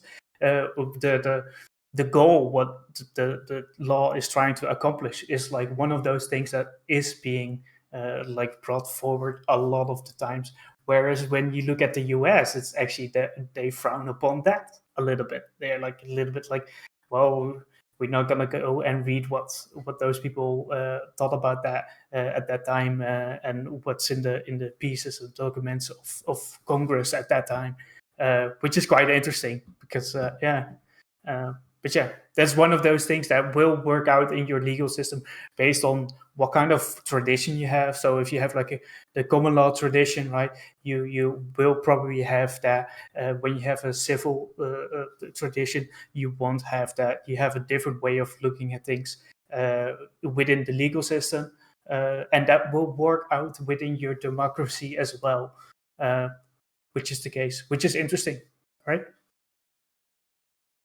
Yeah, civil systems tend to, because you have to write everything down and it's very clear, and you have sometimes you can have judges who just studied to be a judge. For example, France has a system where you can go through school and you can just be a judge. And there's a lot of systems where there's like this different version of how they see interpreting the law. There's the inquisitorial system usually in a civil system. So instead of the adversarial system we have where it's like, I've got one idea, I've got another idea, let's smash them together and see which one wins. They have well, the judge is going to ask you a lot of questions and they're going to kind of get to the idea that they want to see.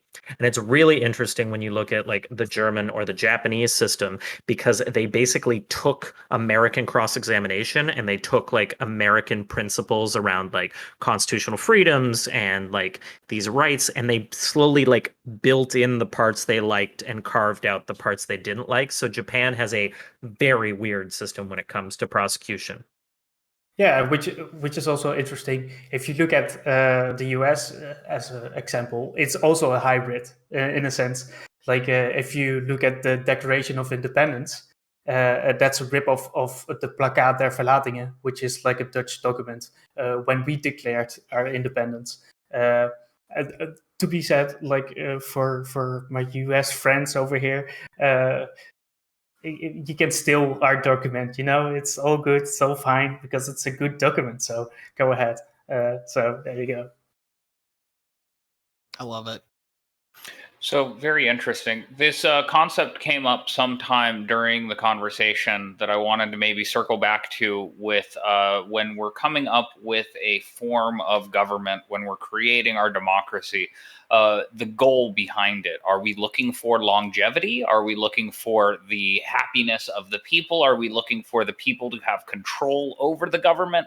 What do we think that the purpose behind crafting these democracies should be? What is our goal when we're trying to make these things? I think it's a mechanism for dispute resolution, because you're going to have conflicts between different groups and that want to have their own different ways. And the way you resolve those conflicts is going to pertain to those other goals that you're talking about, like the happiness of the people and the stability of the country. Those are going to derive from the outcomes of the conflict resolutions, but you just need to have some rules for people to play by in order to get to that resolution in the first place. And that's what I think the system of government is for.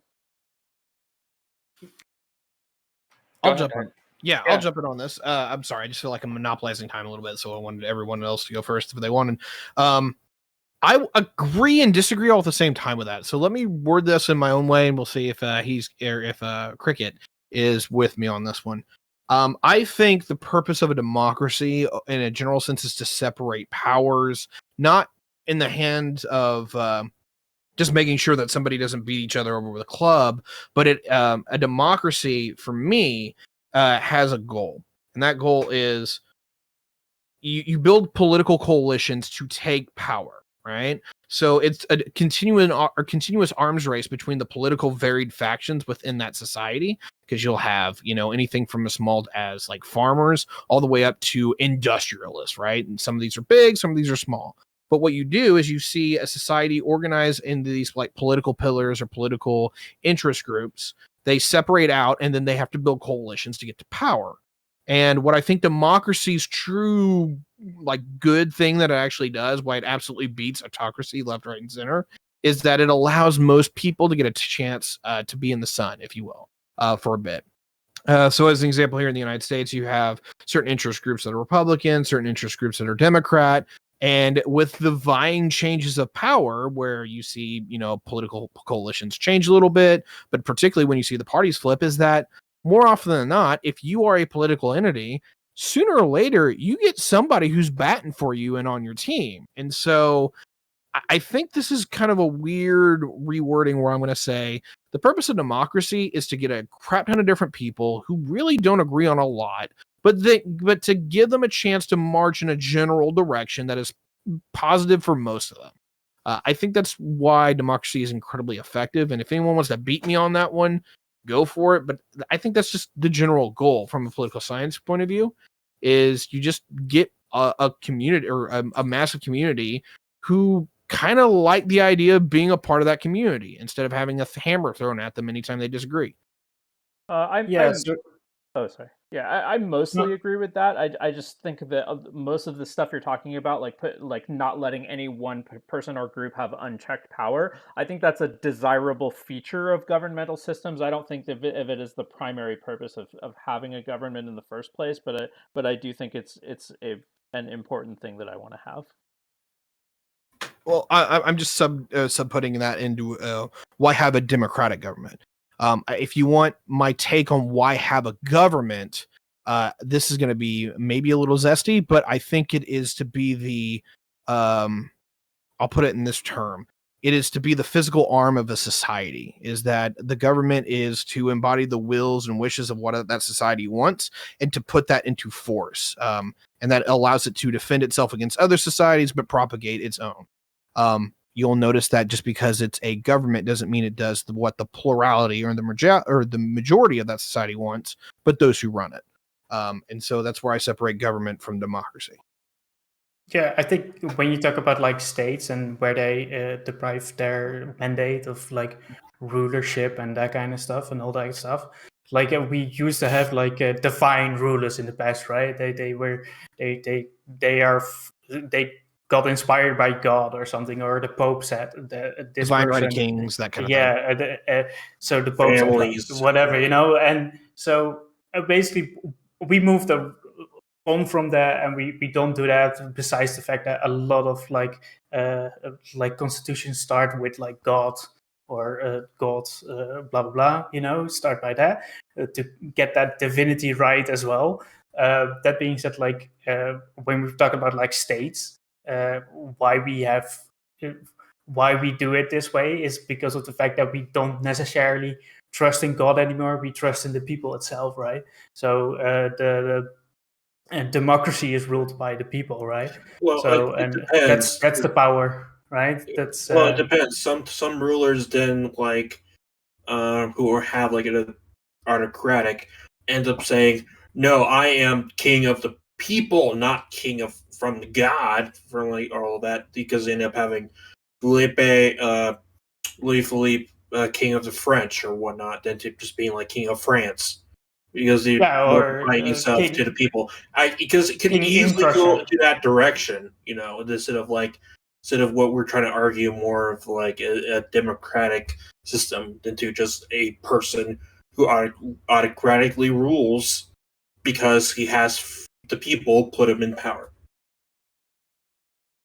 Yeah, so democracy, I think is one way to check against a lot of the problems that come with autocracy, but it isn't actually the only way, because I think you actually can have like oligarchic republics that have a lot of the same functions. That there's pros and cons to that versus a more democratic system, but I think it isn't just like a binary or like a dichotomy between autocracy versus democracy. Can I jump in on? I wanted to say two things. One, in terms of this idea of like dealing with the autocracy, I think part of the problem becomes expansion is often necessary. The larger, like you build up for the polis, you expand. So if we're looking back to Rome, the issue was that they had legionnaires. They had to give them property. In order to do so, they had to continually expand. They had to take up more and more land. Well, They had to go to continual war. It was kind yeah, of, well, that was after the Marian reforms. well, I mean, you're moving from kingdom Before that, it was mostly landowner aristocrats were the main people who were in the legions. Then to where eventually you end up having Marian like dictator and whatnot. Marius it instead says, "Let's now have the poor do this part too," and it mostly then became a focus on the poor to be part of the legionnaries. That change happened after the Marian reforms. I'm in no disagreement. I'm just saying when it comes to like massive expansion usually marks empires. Like people, form that system. And that becomes harder when you have a democratic system as you take on more people and it kind of breaks itself down as more property or more people are the concern. So you create basically a system to govern a large amount of people, and usually that system isn't very positive for that large group of people because obviously you're not necessarily looking to their interests other than to quell rebellion. So I'm going to get a little spicy here for a second, or touch on something that does hit at the heart of something that we've had an issue here with in the West, and that is we came up with the nation state system, and that whole idea is largely that a state is to serve a people. The problem that we keep having, particularly because of the horrors of the 20th century, is that who gets to make up the people that a state is supposed to represent. You have France for the French people, you have Germany or Deutschland for the Deutsche or for the Germans, and you have the United States, which who is that supposed to represent? We can say Americans, but who are Americans? The West has had a serious issue with this for a while because we originally made the nation state system, particularly on ethno-national lines, to where you get the unification of Germany in the 1800s. But then we saw the horrors of the 20th century where, ethno-nationals are going to go are going to literally just gut people in industrial death machines. It's weird in that we originally built the system for one, but now we're trying to go into a whole new thing where it's. Who are you talking about? We to whom? I'm talking about Westerners as a whole. Westerners. Yeah, I think I'm talking like the people who've largely adopted liberal democracies since 1945, right? The people that have been inducted into this, and you can call it the American Empire or whatever you want, is that we had a bit of an identity crisis over who are supposed to be the governed. How do you know who's the difference between an American and a Canadian? Are we that different? What's the difference? Well, probably not. Much the point is just simply being born in the United States is much of that difference, or those who immigrate into the United States. It's a lot more broad to that case because I think you're appealing to more of a nationalistic sense, which I don't think would exactly matters in this case. It did. And so what Tiberius is saying is correct in the sense that we had these nation states. We built it around the nations because it's convenient as well, right? Besides the fact that you are somewhat of the same people, right? You speak the same language and you eat the same stuff because you have a shared culture. So it's easier to organize around that, which brought about like the nation state overall. And then we went bonkers, and then we went crazy with it. I get that, Chinchilla. I just don't think this is simply like a Western issue. Like, there's maybe even times in the 1800s where there's even many people beyond just Western countries that are just trying to have their own states, ethnic states, and all of that. I understand, but before that, we had mostly like monarchs and that kind of stuff, and we organized around that, and we don't have a HRE anymore. And we don't have a Spanish Netherlands anymore. All those things are organized around like nation states, which like it's language, culture, all that stuff. And what Tiberius was like saying, like we are kind of like moving away from that, which is like kind of a good thing in a sense. But Dutch still says. I mean, I get the case because you still have the Walloons and the Frisians, all that. So those people will consider themselves Dutch as well. So just because of the fact that they speak a language besides Netherlands. By the way, people from Wallonia, they live in Belgium, southern Belgium. You mean Vlaams, and those people live in northern Belgium, so they are not living in the Netherlands either. But that being said, that reason, but yeah, you don't understand my country, so yeah, fair enough. So you don't know who lives in my country. That's what you're saying. Flanders, Frisians.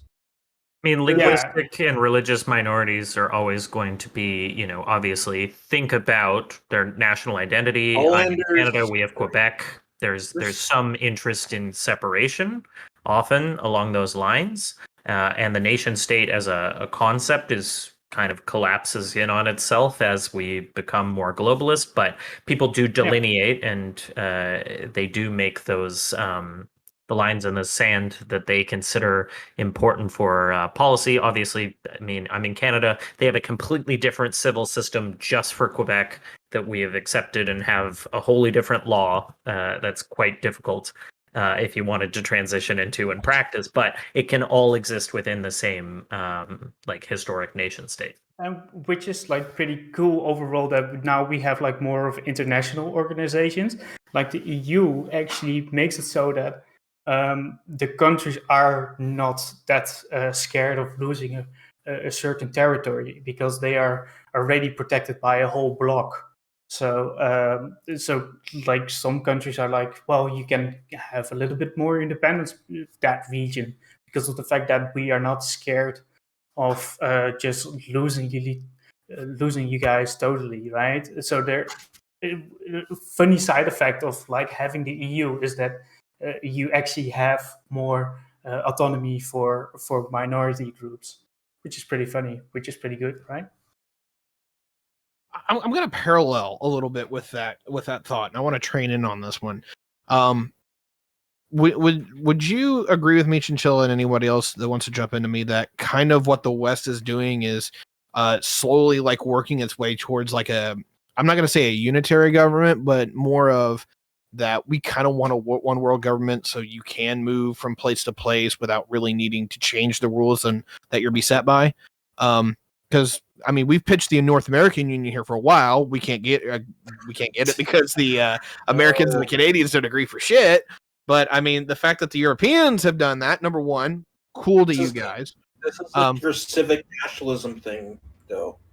Well, what I'm trying to figure out here is just like we're clearly part of history still. Like things are still changing, and it looks like to me that we're trying to get to some direction. Like Europe's history is literally 1,500 years of beating each other in the face more often than not, and now they're largely all on the same team. Like the Swedes and the Finns are about to join NATO.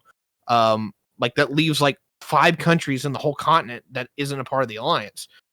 That's a radical departure from where we used to be, and you're actually seeing people come together more than go apart.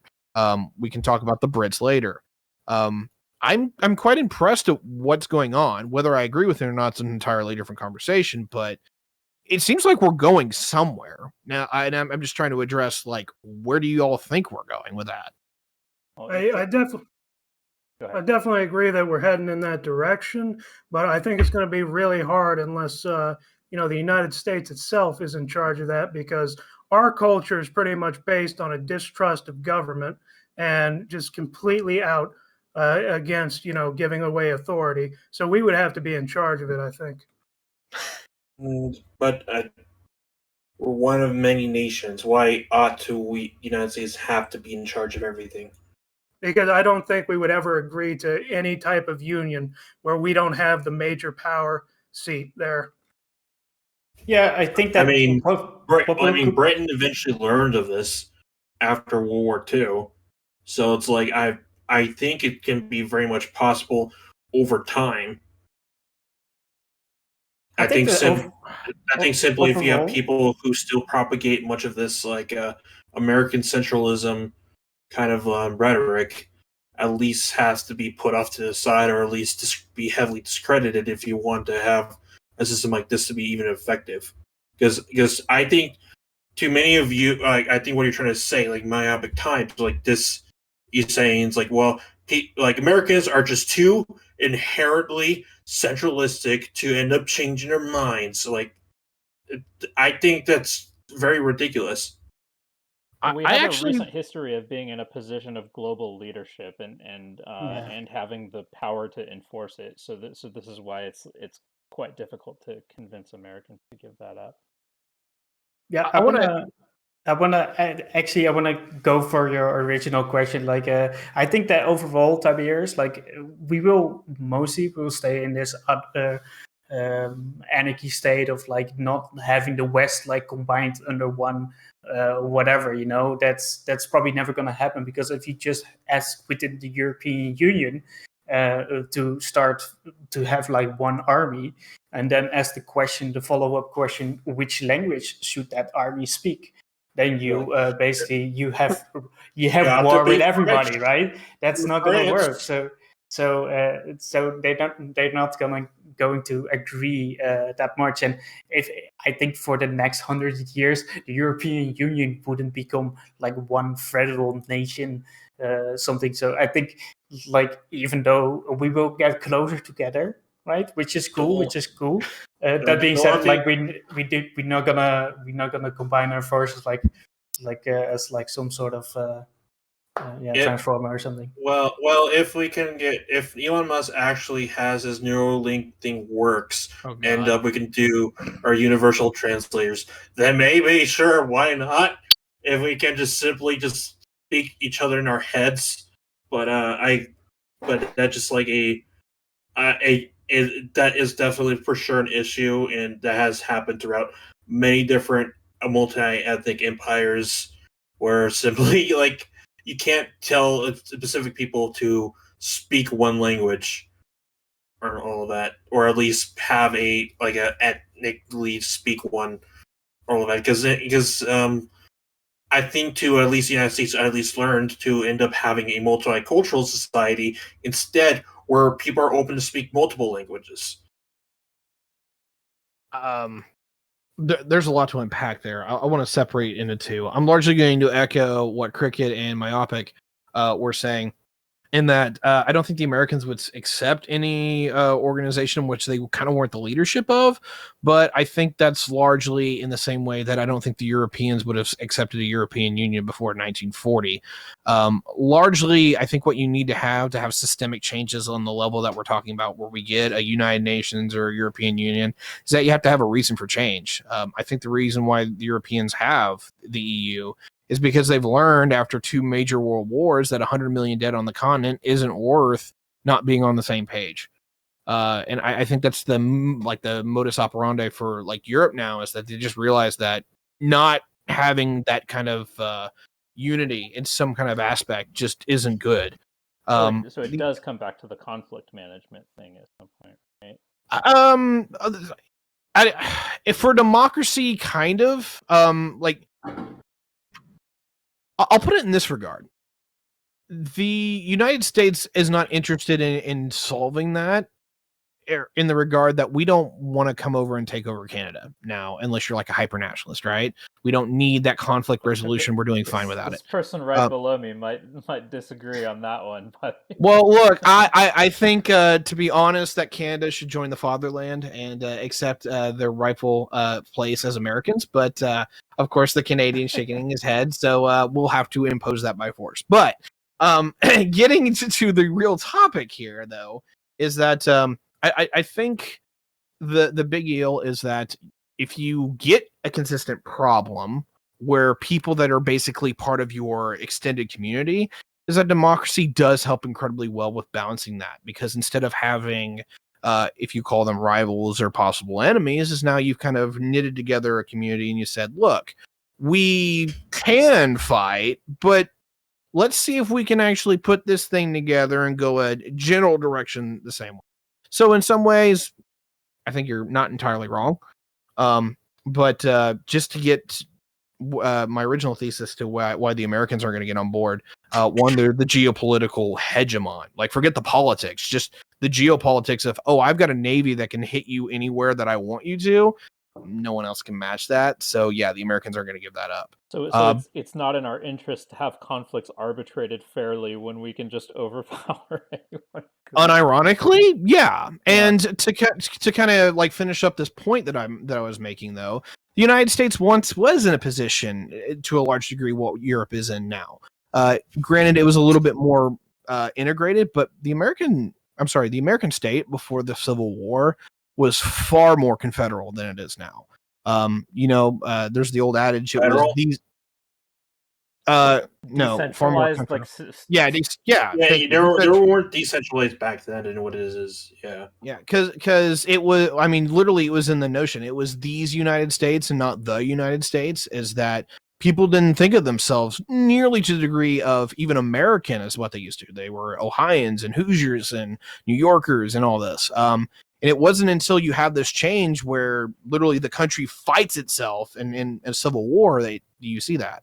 I'm sorry, random thought, damn Napoleon for losing, because like literally the Napoleonic Wars are a European civil war, and it would have been very interesting to see what the revolutionary governments would have been like instead of the autocratic ones winning.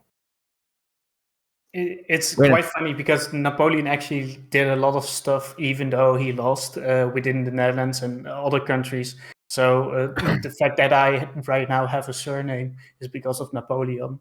I would probably have it anyways, but then 1 century later, maybe. So a lot of things that actually Napoleon implemented a lot of things across all of Europe, but then left the place, basically. I mean, historically, in my research, I've learned that having a triumvirate equals something bad is about to happen when it comes for anything democratic. So just don't let 3 people get in a room. Just full stop. Especially if they have cannons and can just march on La Montagne. I wanted to hit on something Cricket said, because you were talking about conflict resolution. I think that touches on one of the major strengths of democracy, is less so on giving the people the ability to put the right person in charge, but to get the wrong person out without, having to march up to the gates and get them out yourself. Yeah, peaceful transition of power. Yeah. But I think it's much difficult. I mean, we can obviously see now where you now even have the opposition party just like will say this is a fraudulent election whenever they lose. It's been, and I would think the issue with democracy that can be easily, I think a lot of people agree with, is demagoguery. When you have demagogues go, I mean, it's hard to really tell because people end up buying into demagogues all the time. But it very much, I would think that we have to at least have a stable system where people at least follow rules than to being like trying to destroy each other, calling each other pedophiles if you don't like him or whatnot. Or whatnot that could end up being in the case of trying to get yourself to win. I don't know if I agree with this one, and here's why. I don't think the problem with democracy is just somebody like kind of stirring up the masses. I think that's kind of the nature of the beast. What I think is the bad part that absolutely gets it completely out of hand is where people who came together under this coalition because they didn't want to fight and they found basically a better way forward together. What happens if that re-riffs? I mean, like, just kind of give you like a little bit of an analogy here is like, where are most of the conservatives in the country? The South. Or most of the more liberal, progressive, Democrat people in the country? The North.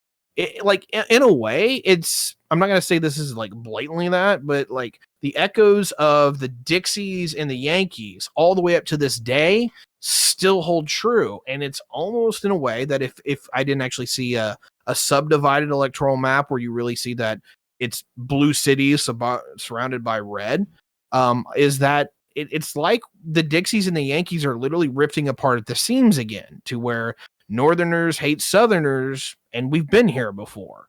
I see more of that. Can I make a weird pitch? Yeah, go ahead. So one thing that's odd about Canada and the United States is it is super coastal elites, and that's kind of, if we look at any history, if you have a cosmopolitan city that has water access, you're going to get more liberalization. And I think the same thing happens Canada and the United States, where you have super east, super west, very liberal, center, heartland, grain, classic oil, all the things you think of like center of the country. That's where you get your, conservative rural values.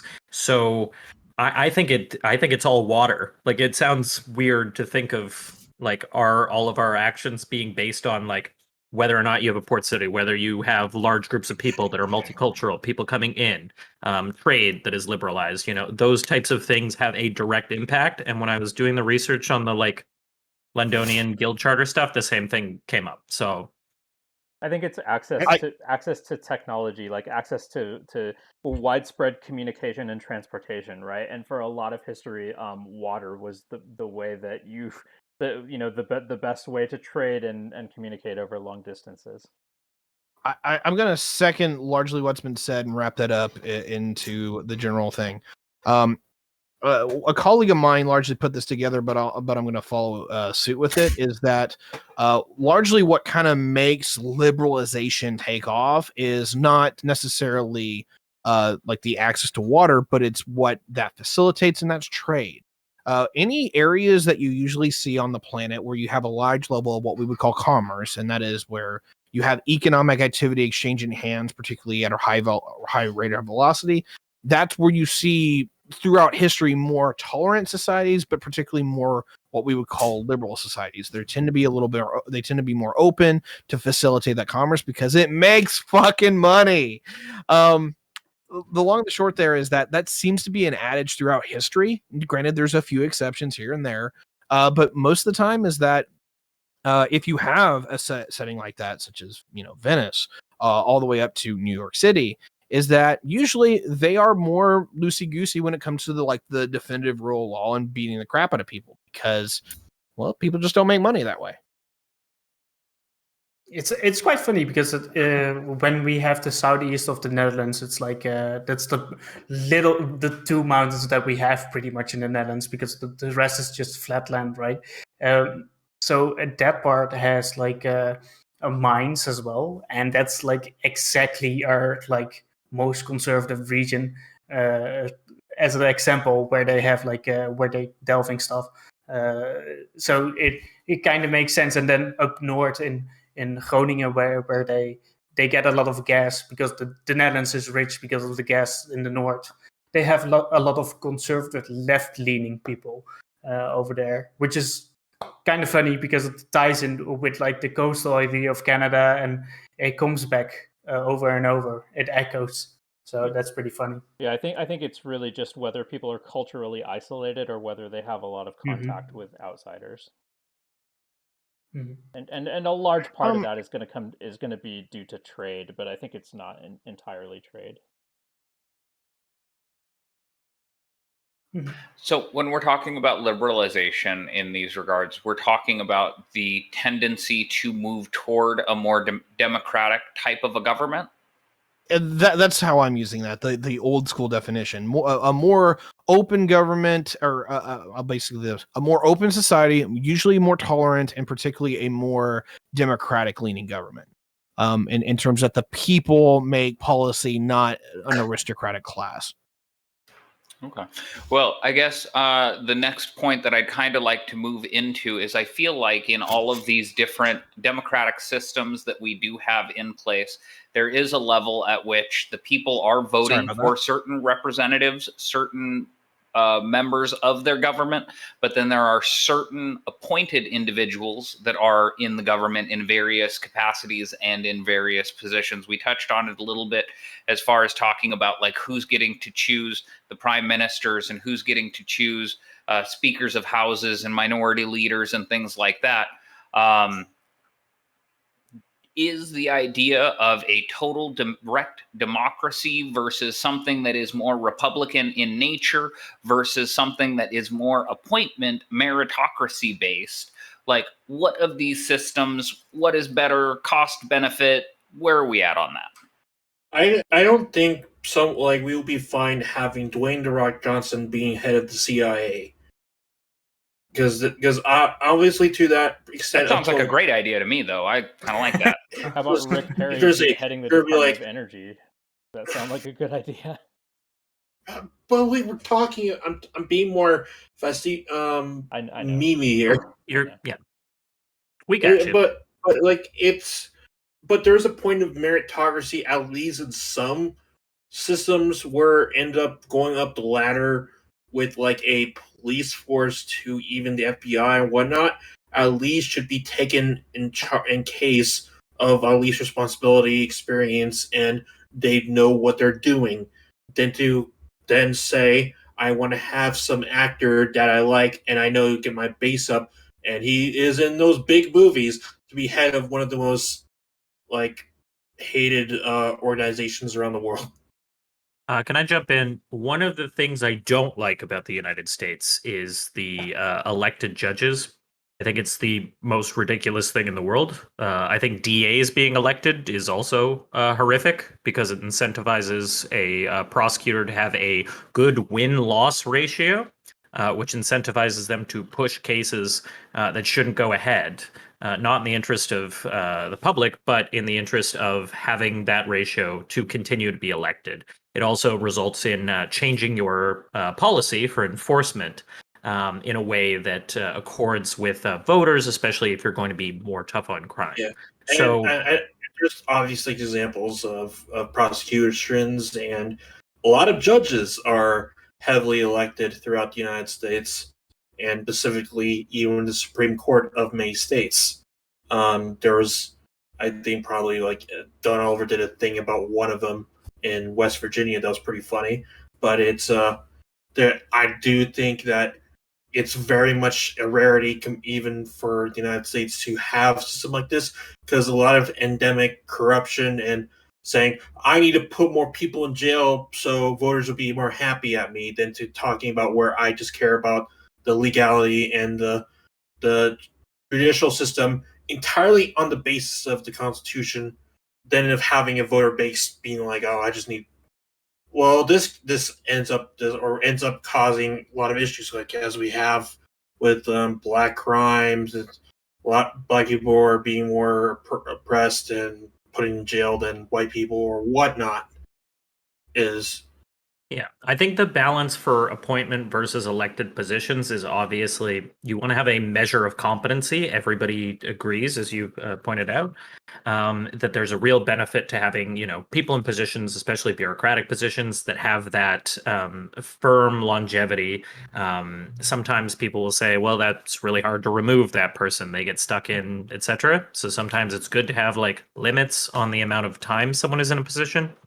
For example, in the Canadian Supreme Court, you are only allowed to serve till 75, and then you can go supernumerary. That's great. I don't honestly want anybody that is over 75 making many decisions about important things in my life. On another panel, I brought up the fact there was a really important case involving computers, and 2 of the judges didn't use computers. One of them didn't know how to send an email.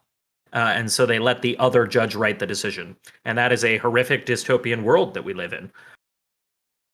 Yeah, well, I have so much to say about this. I'm sorry. Well, there's even like but there has been cases where it's been using against them, like in Poland, where the right-wing government, at least there, has put in laws specifically to get rid of all judges over the age of 60 because they don't lean to the direction of the party that's already in power. And it can be abused, of course. Yes. Yeah. I want to go a little bit of a different direction on that, though I do highly agree with some of the judicial takes here.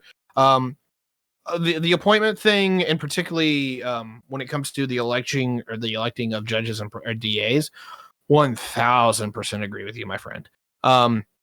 Because I'm going to say why I'm a Republican, not party sense, but the political sense, is that I think the body politic, even when being highly educated, are kind of ignorant.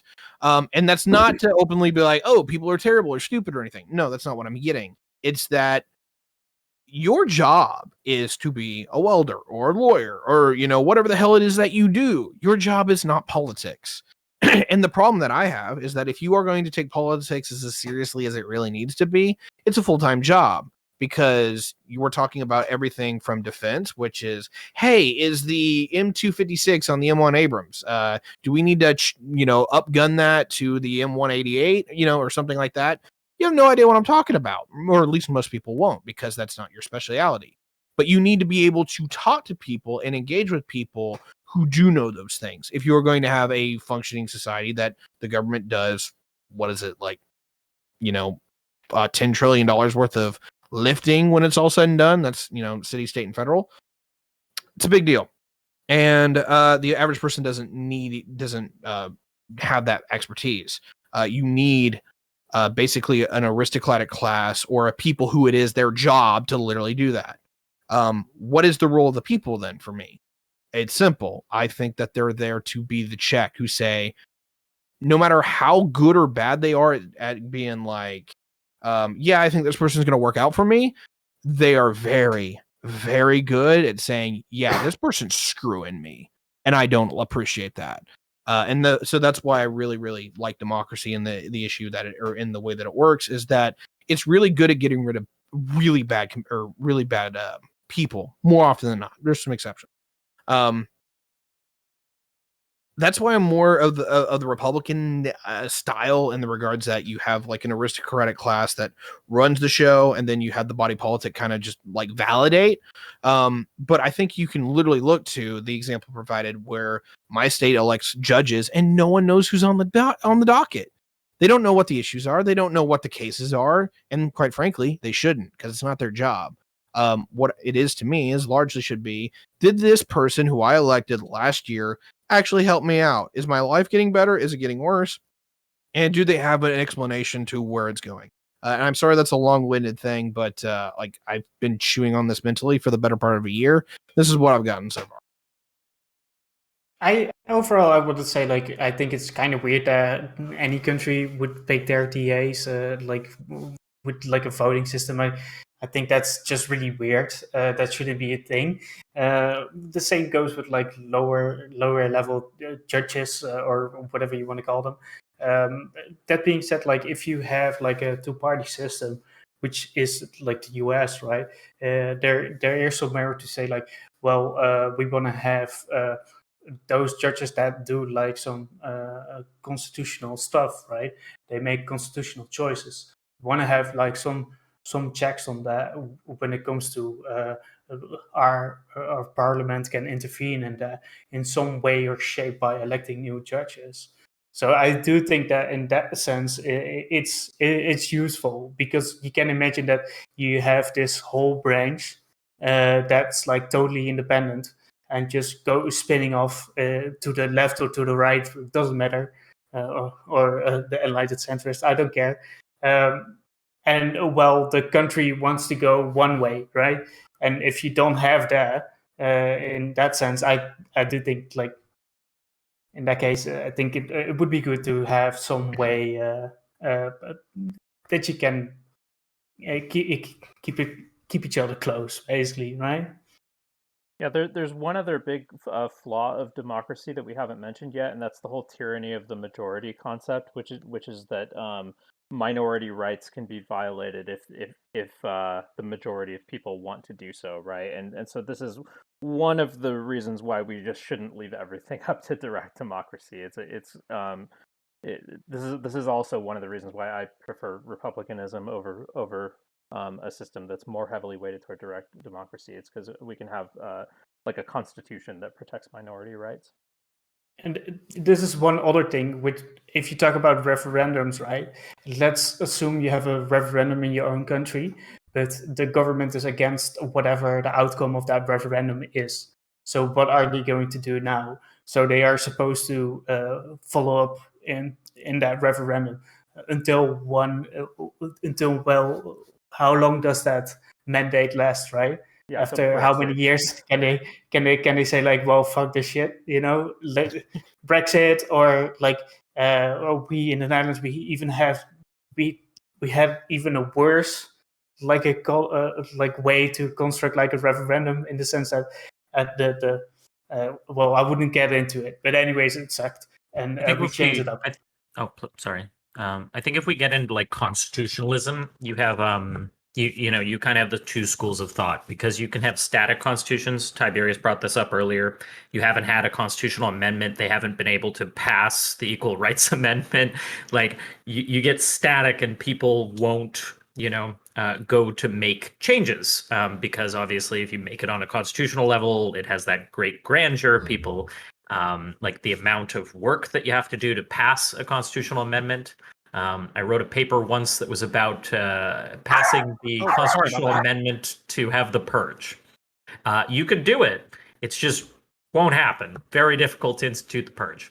But in terms of whether or not you have a constitution that allows for constitutional amendments, if we could talk about the Swiss system, they have had so many amendments to their constitution, some of which have been really questionable, like the time they passed the amendment that banned Islamic minarets at one point, which had a very negative effect on Islamic communities. So, if you have more flexibility in being able to pass constitutional amendments, you can have some very questionable constitutional amendments that have a direct negative effect on some of your minority populations or the larger majority population.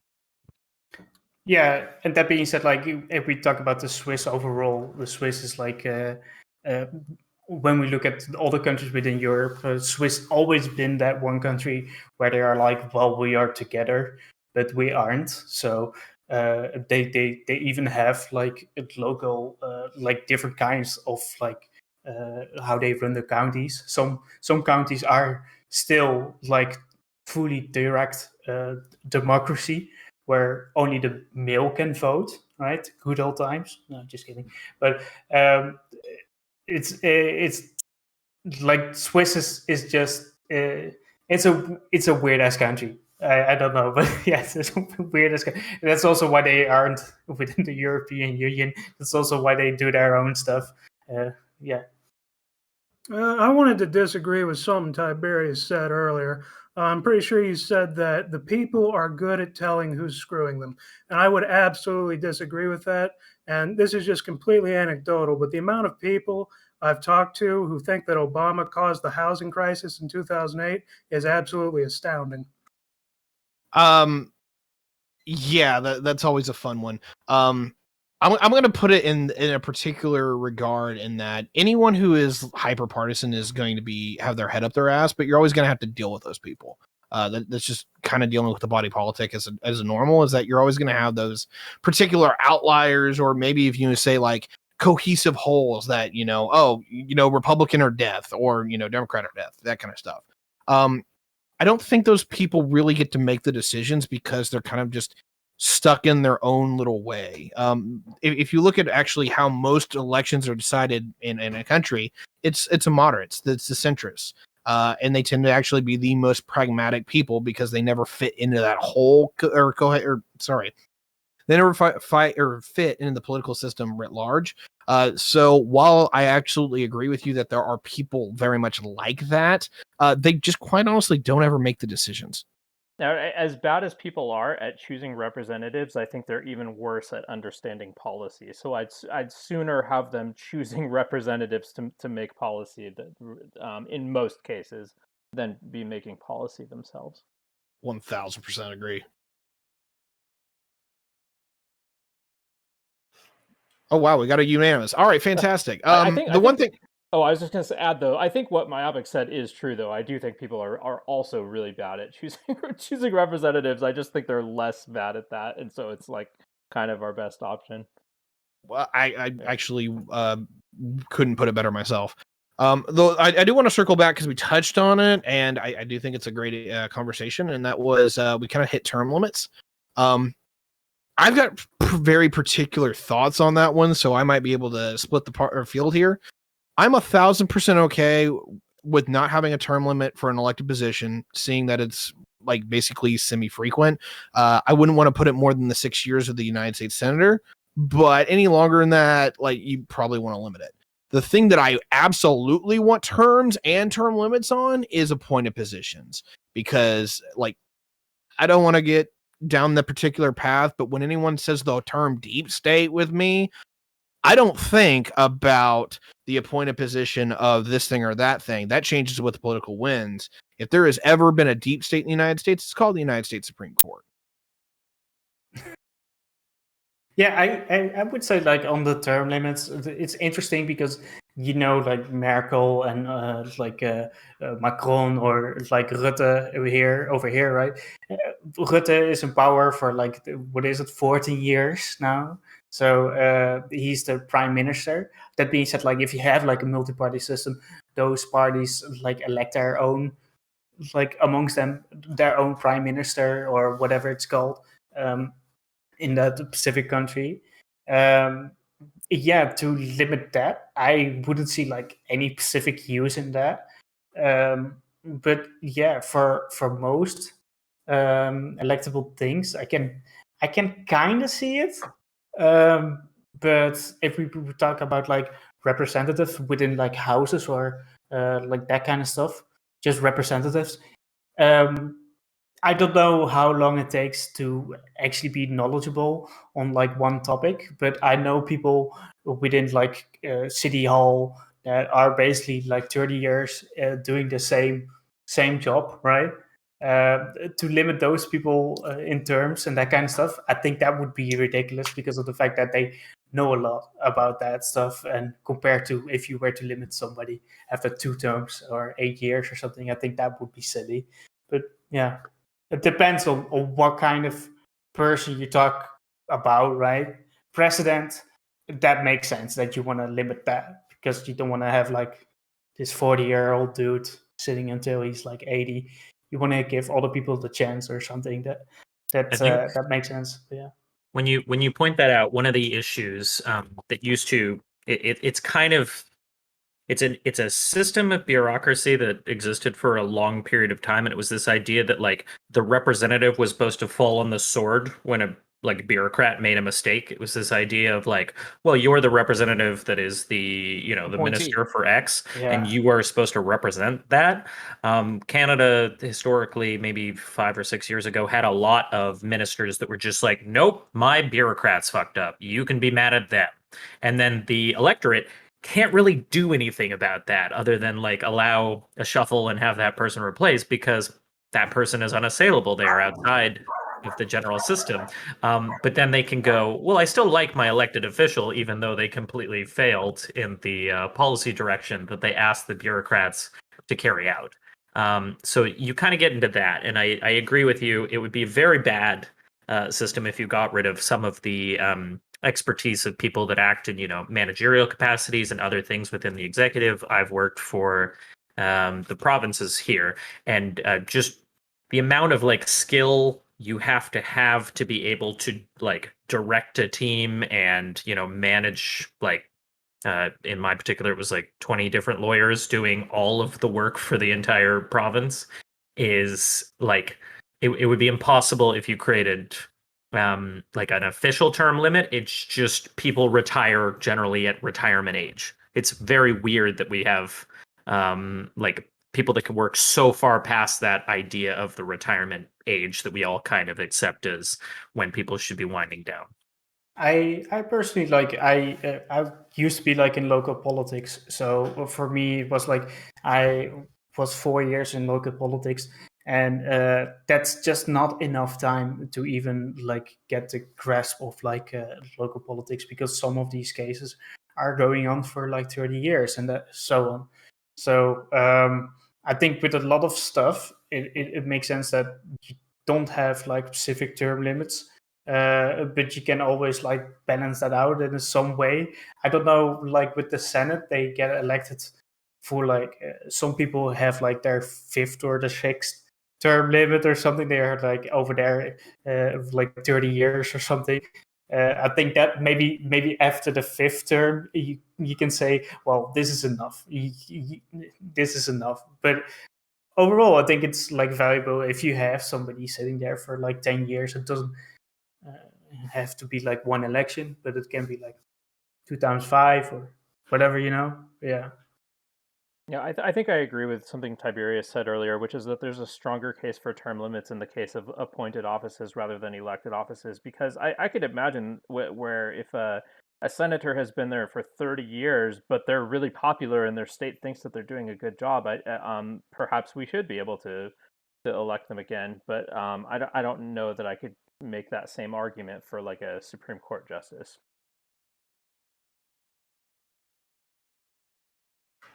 Very interesting. Very interesting. I feel like we've kind of touched on all of the different aspects of this that I really wanted to dive into.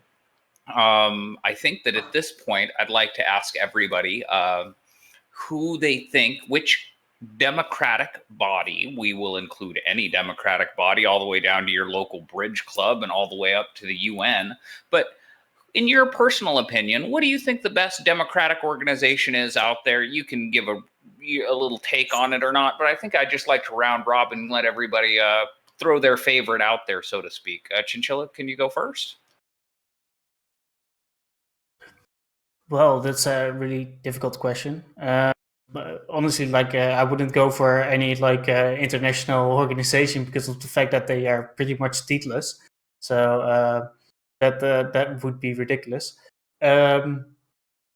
Yeah, I really don't know. I like a multi-party system, so I do like my own government in that sense. Yeah, I don't have any specific thing in mind, but yeah. I guess that can be an appropriate answer. How about you, Cricket? Yeah, I don't have a specific one that I think is actually the best, but I think it's interesting for you to say that the UN is democratic, right? Because in some ways it is. They have elections going on within it, but the people that are that are participating in the elections are themselves not elected. They're typically appointed by someone else who may or may not have been elected as well.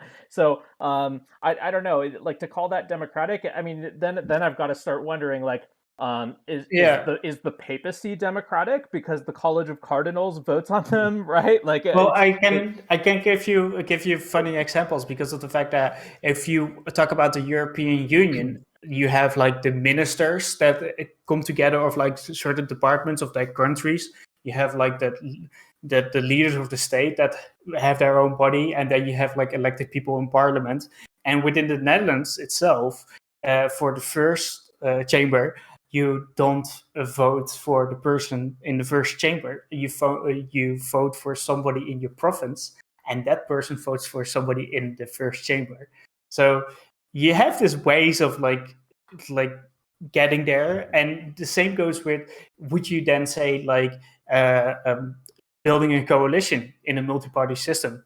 Is that then not democratic anymore? Like so yeah, there are levels to it. I understand, but yeah, there are levels to it. Yeah, and republicanism like that is not a new thing whatsoever. I mean, we've had it since ancient times. They had a republic in Rome. They had a republic in Carthage. They've had a republic in Venice. They had a republic in Genoa. They had a republic in Novgorod. In Iceland had its assembly like 800 years ago. This is nothing new. It's the only thing that's actually like more recent is having widespread adult suffrage. Like the majority of adults living in a country can actually vote now. But that wasn't even true in the early United States, but yet somehow we still call that a democracy, right? So it's just, I don't know. I think it's a very blurry line between what is and what is not a democracy. So I feel like we've gotten two NAs, sort of, there's good I'm aspects. going with the papacy. Okay, I'm in. I like that one. Franklin, do you have a favorite? I think we should go back to a Roman Republic. I love the idea of dictators. Just surprise, we're going to war for 7 years. Okay, I'm done. It's time for farming. No, I love parliamentary democracy. I've worked in Canada's parliament. I find it has flexibility. It has the benefit that you can have like immediate wartime action that can, remove vested power. It can be, you could look to the Constitution and have courts interpret your laws, which has a benefit. I agree with Chinchilla that having a mixed member like Parliament is better. I find that first past the post kind of sucks in that it's like, well, you're voting, your vote doesn't matter. So it is good to have those representations, even if sometimes you end up with some weird parties that you didn't expect to be forming part of government. But that seems to be more representative. And if people want to throw their vote in on that, then maybe you can have a series of coalitions. But yeah, I think generally, if you're going to have a parliamentary democracy, whatever that might look like, is my favorite. I like it. Myopic. I'd probably have to go with the House of Representatives because it actually appropriates a decent, like a fairly good representation of what the actual populace of certain places are. And they actually get to the point where they can actually vote on stuff, which the Senate doesn't do that so much anymore. I can appreciate that. And finally, Tiberius. Yeah, I had to chew on that one for a minute because I think there's about 2 or 3 that actually kind of radically look better than almost all the others. I'm particularly fond of my home state, but I think there's a biases there, so I'm not going to hit that. But I was down largely between the United States federal government and the German federal government. And to a large degree, I look at the German federal government in kind of like a USA 2.0. And literally, like, the only thing that I really don't like about that system, in a nutshell, is how multi-party it is. I do like the American two-party system because I think it clamps down on extremism very, very well. I don't like seeing some of these parties in other countries, and it's like, yeah, you got 6 parties, and really only 2 or 3 of them actually matter, but giving the microphone as a party leader to people who basically are the equivalent of MTG here in the United States is quite shocking and terrifying. And why the fuck would you allow that? So overall, though, is that I think I actually have to go with the German federal government, because as far as effectiveness, actually getting the people what they asked for, but also maintaining an active policy, positions of power, and in general, just effectiveness. It's them. And the only reason why I wouldn't put the United States on board on top of that is that, one, the Senate is needing a bit of an overhaul. Again, I don't like the way the states are drawn. I think if you change a few of those, you'd fix a lot of problems in the American political system.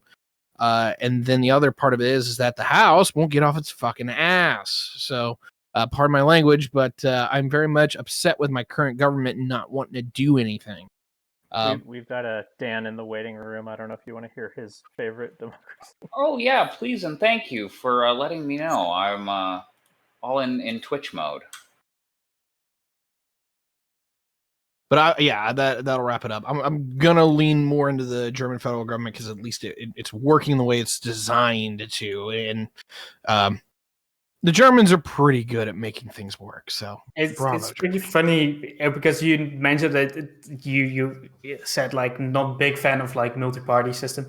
That being said, like it's pretty hard to get in parliament in the first place when it comes to Germany, because they have like you need to get like 5% of the votes or something, and you need to have like other barriers that you need to cross. Like within the Netherlands, you have 150 seats, so you can possibly have 150 parties because we don't have any barriers. So it can get a lot crazier. Just look at the Netherlands; we have 17 parties or so within our parliament. I can't keep up with Dutch politics, but what I will say to kind of close out where I'm at is that when it comes to Germany, I like the CDU, and I very much like the SPD, and some of the other parties aren't horrible. But what I absolutely am admonished by is that they give basically a microphone, because they are legitimate political parties, to AFD and to De Linke. And I'm just like, no, thank you. I'm not interested in that whatsoever. But that's me being a nerd. Dance, I did want to welcome you back. We were going around round robin and saying which our favorite representations of democracy is in the world, or in antiquity for that matter. It's an easy answer. The United States pre-Woodrow Wilson. Pre-Woodrow Wilson. Any particular reason why?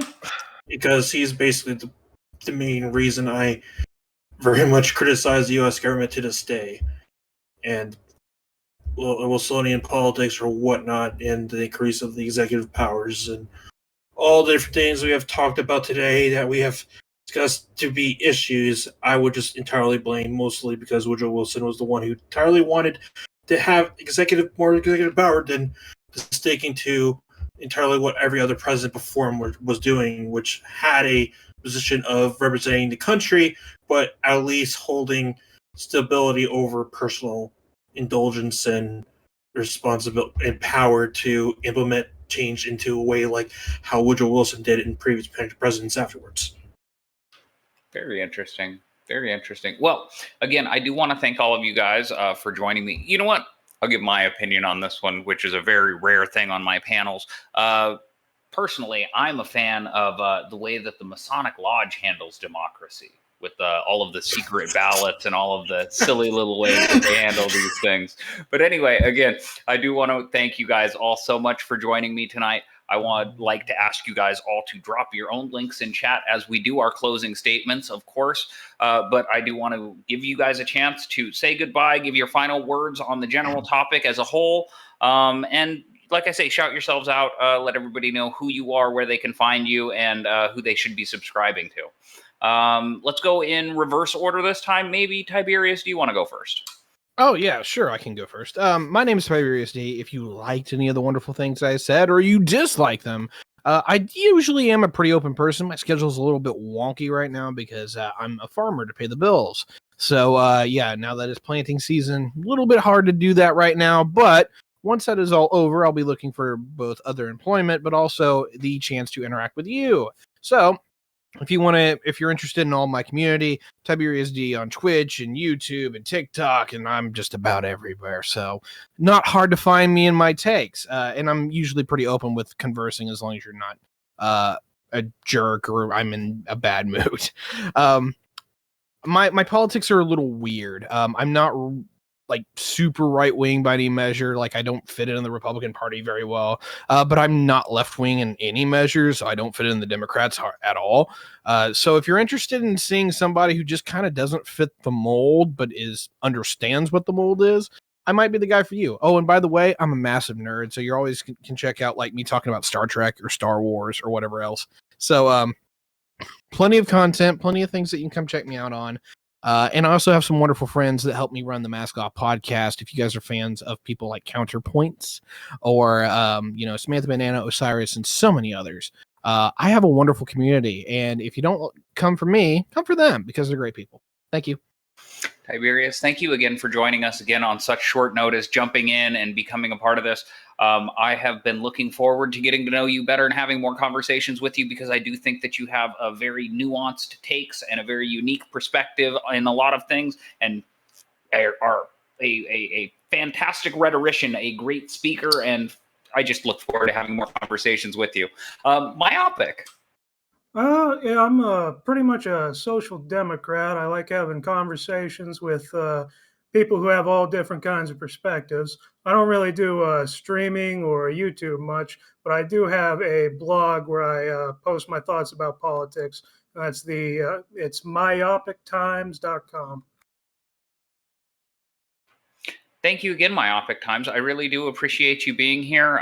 We've had a number of conversations that we've been involved in a number of different places on the Prime Kai's panels. I've seen you on Wix panels in the past, and I look forward to having you on more of my panels here because, again, you do bring some depth and understanding and a perspective that we need to hear more of in the Twitch space to the space. So, again, thank you very much for being with us. Franklin. Hey there, twitch.tv/Franklin and Slash.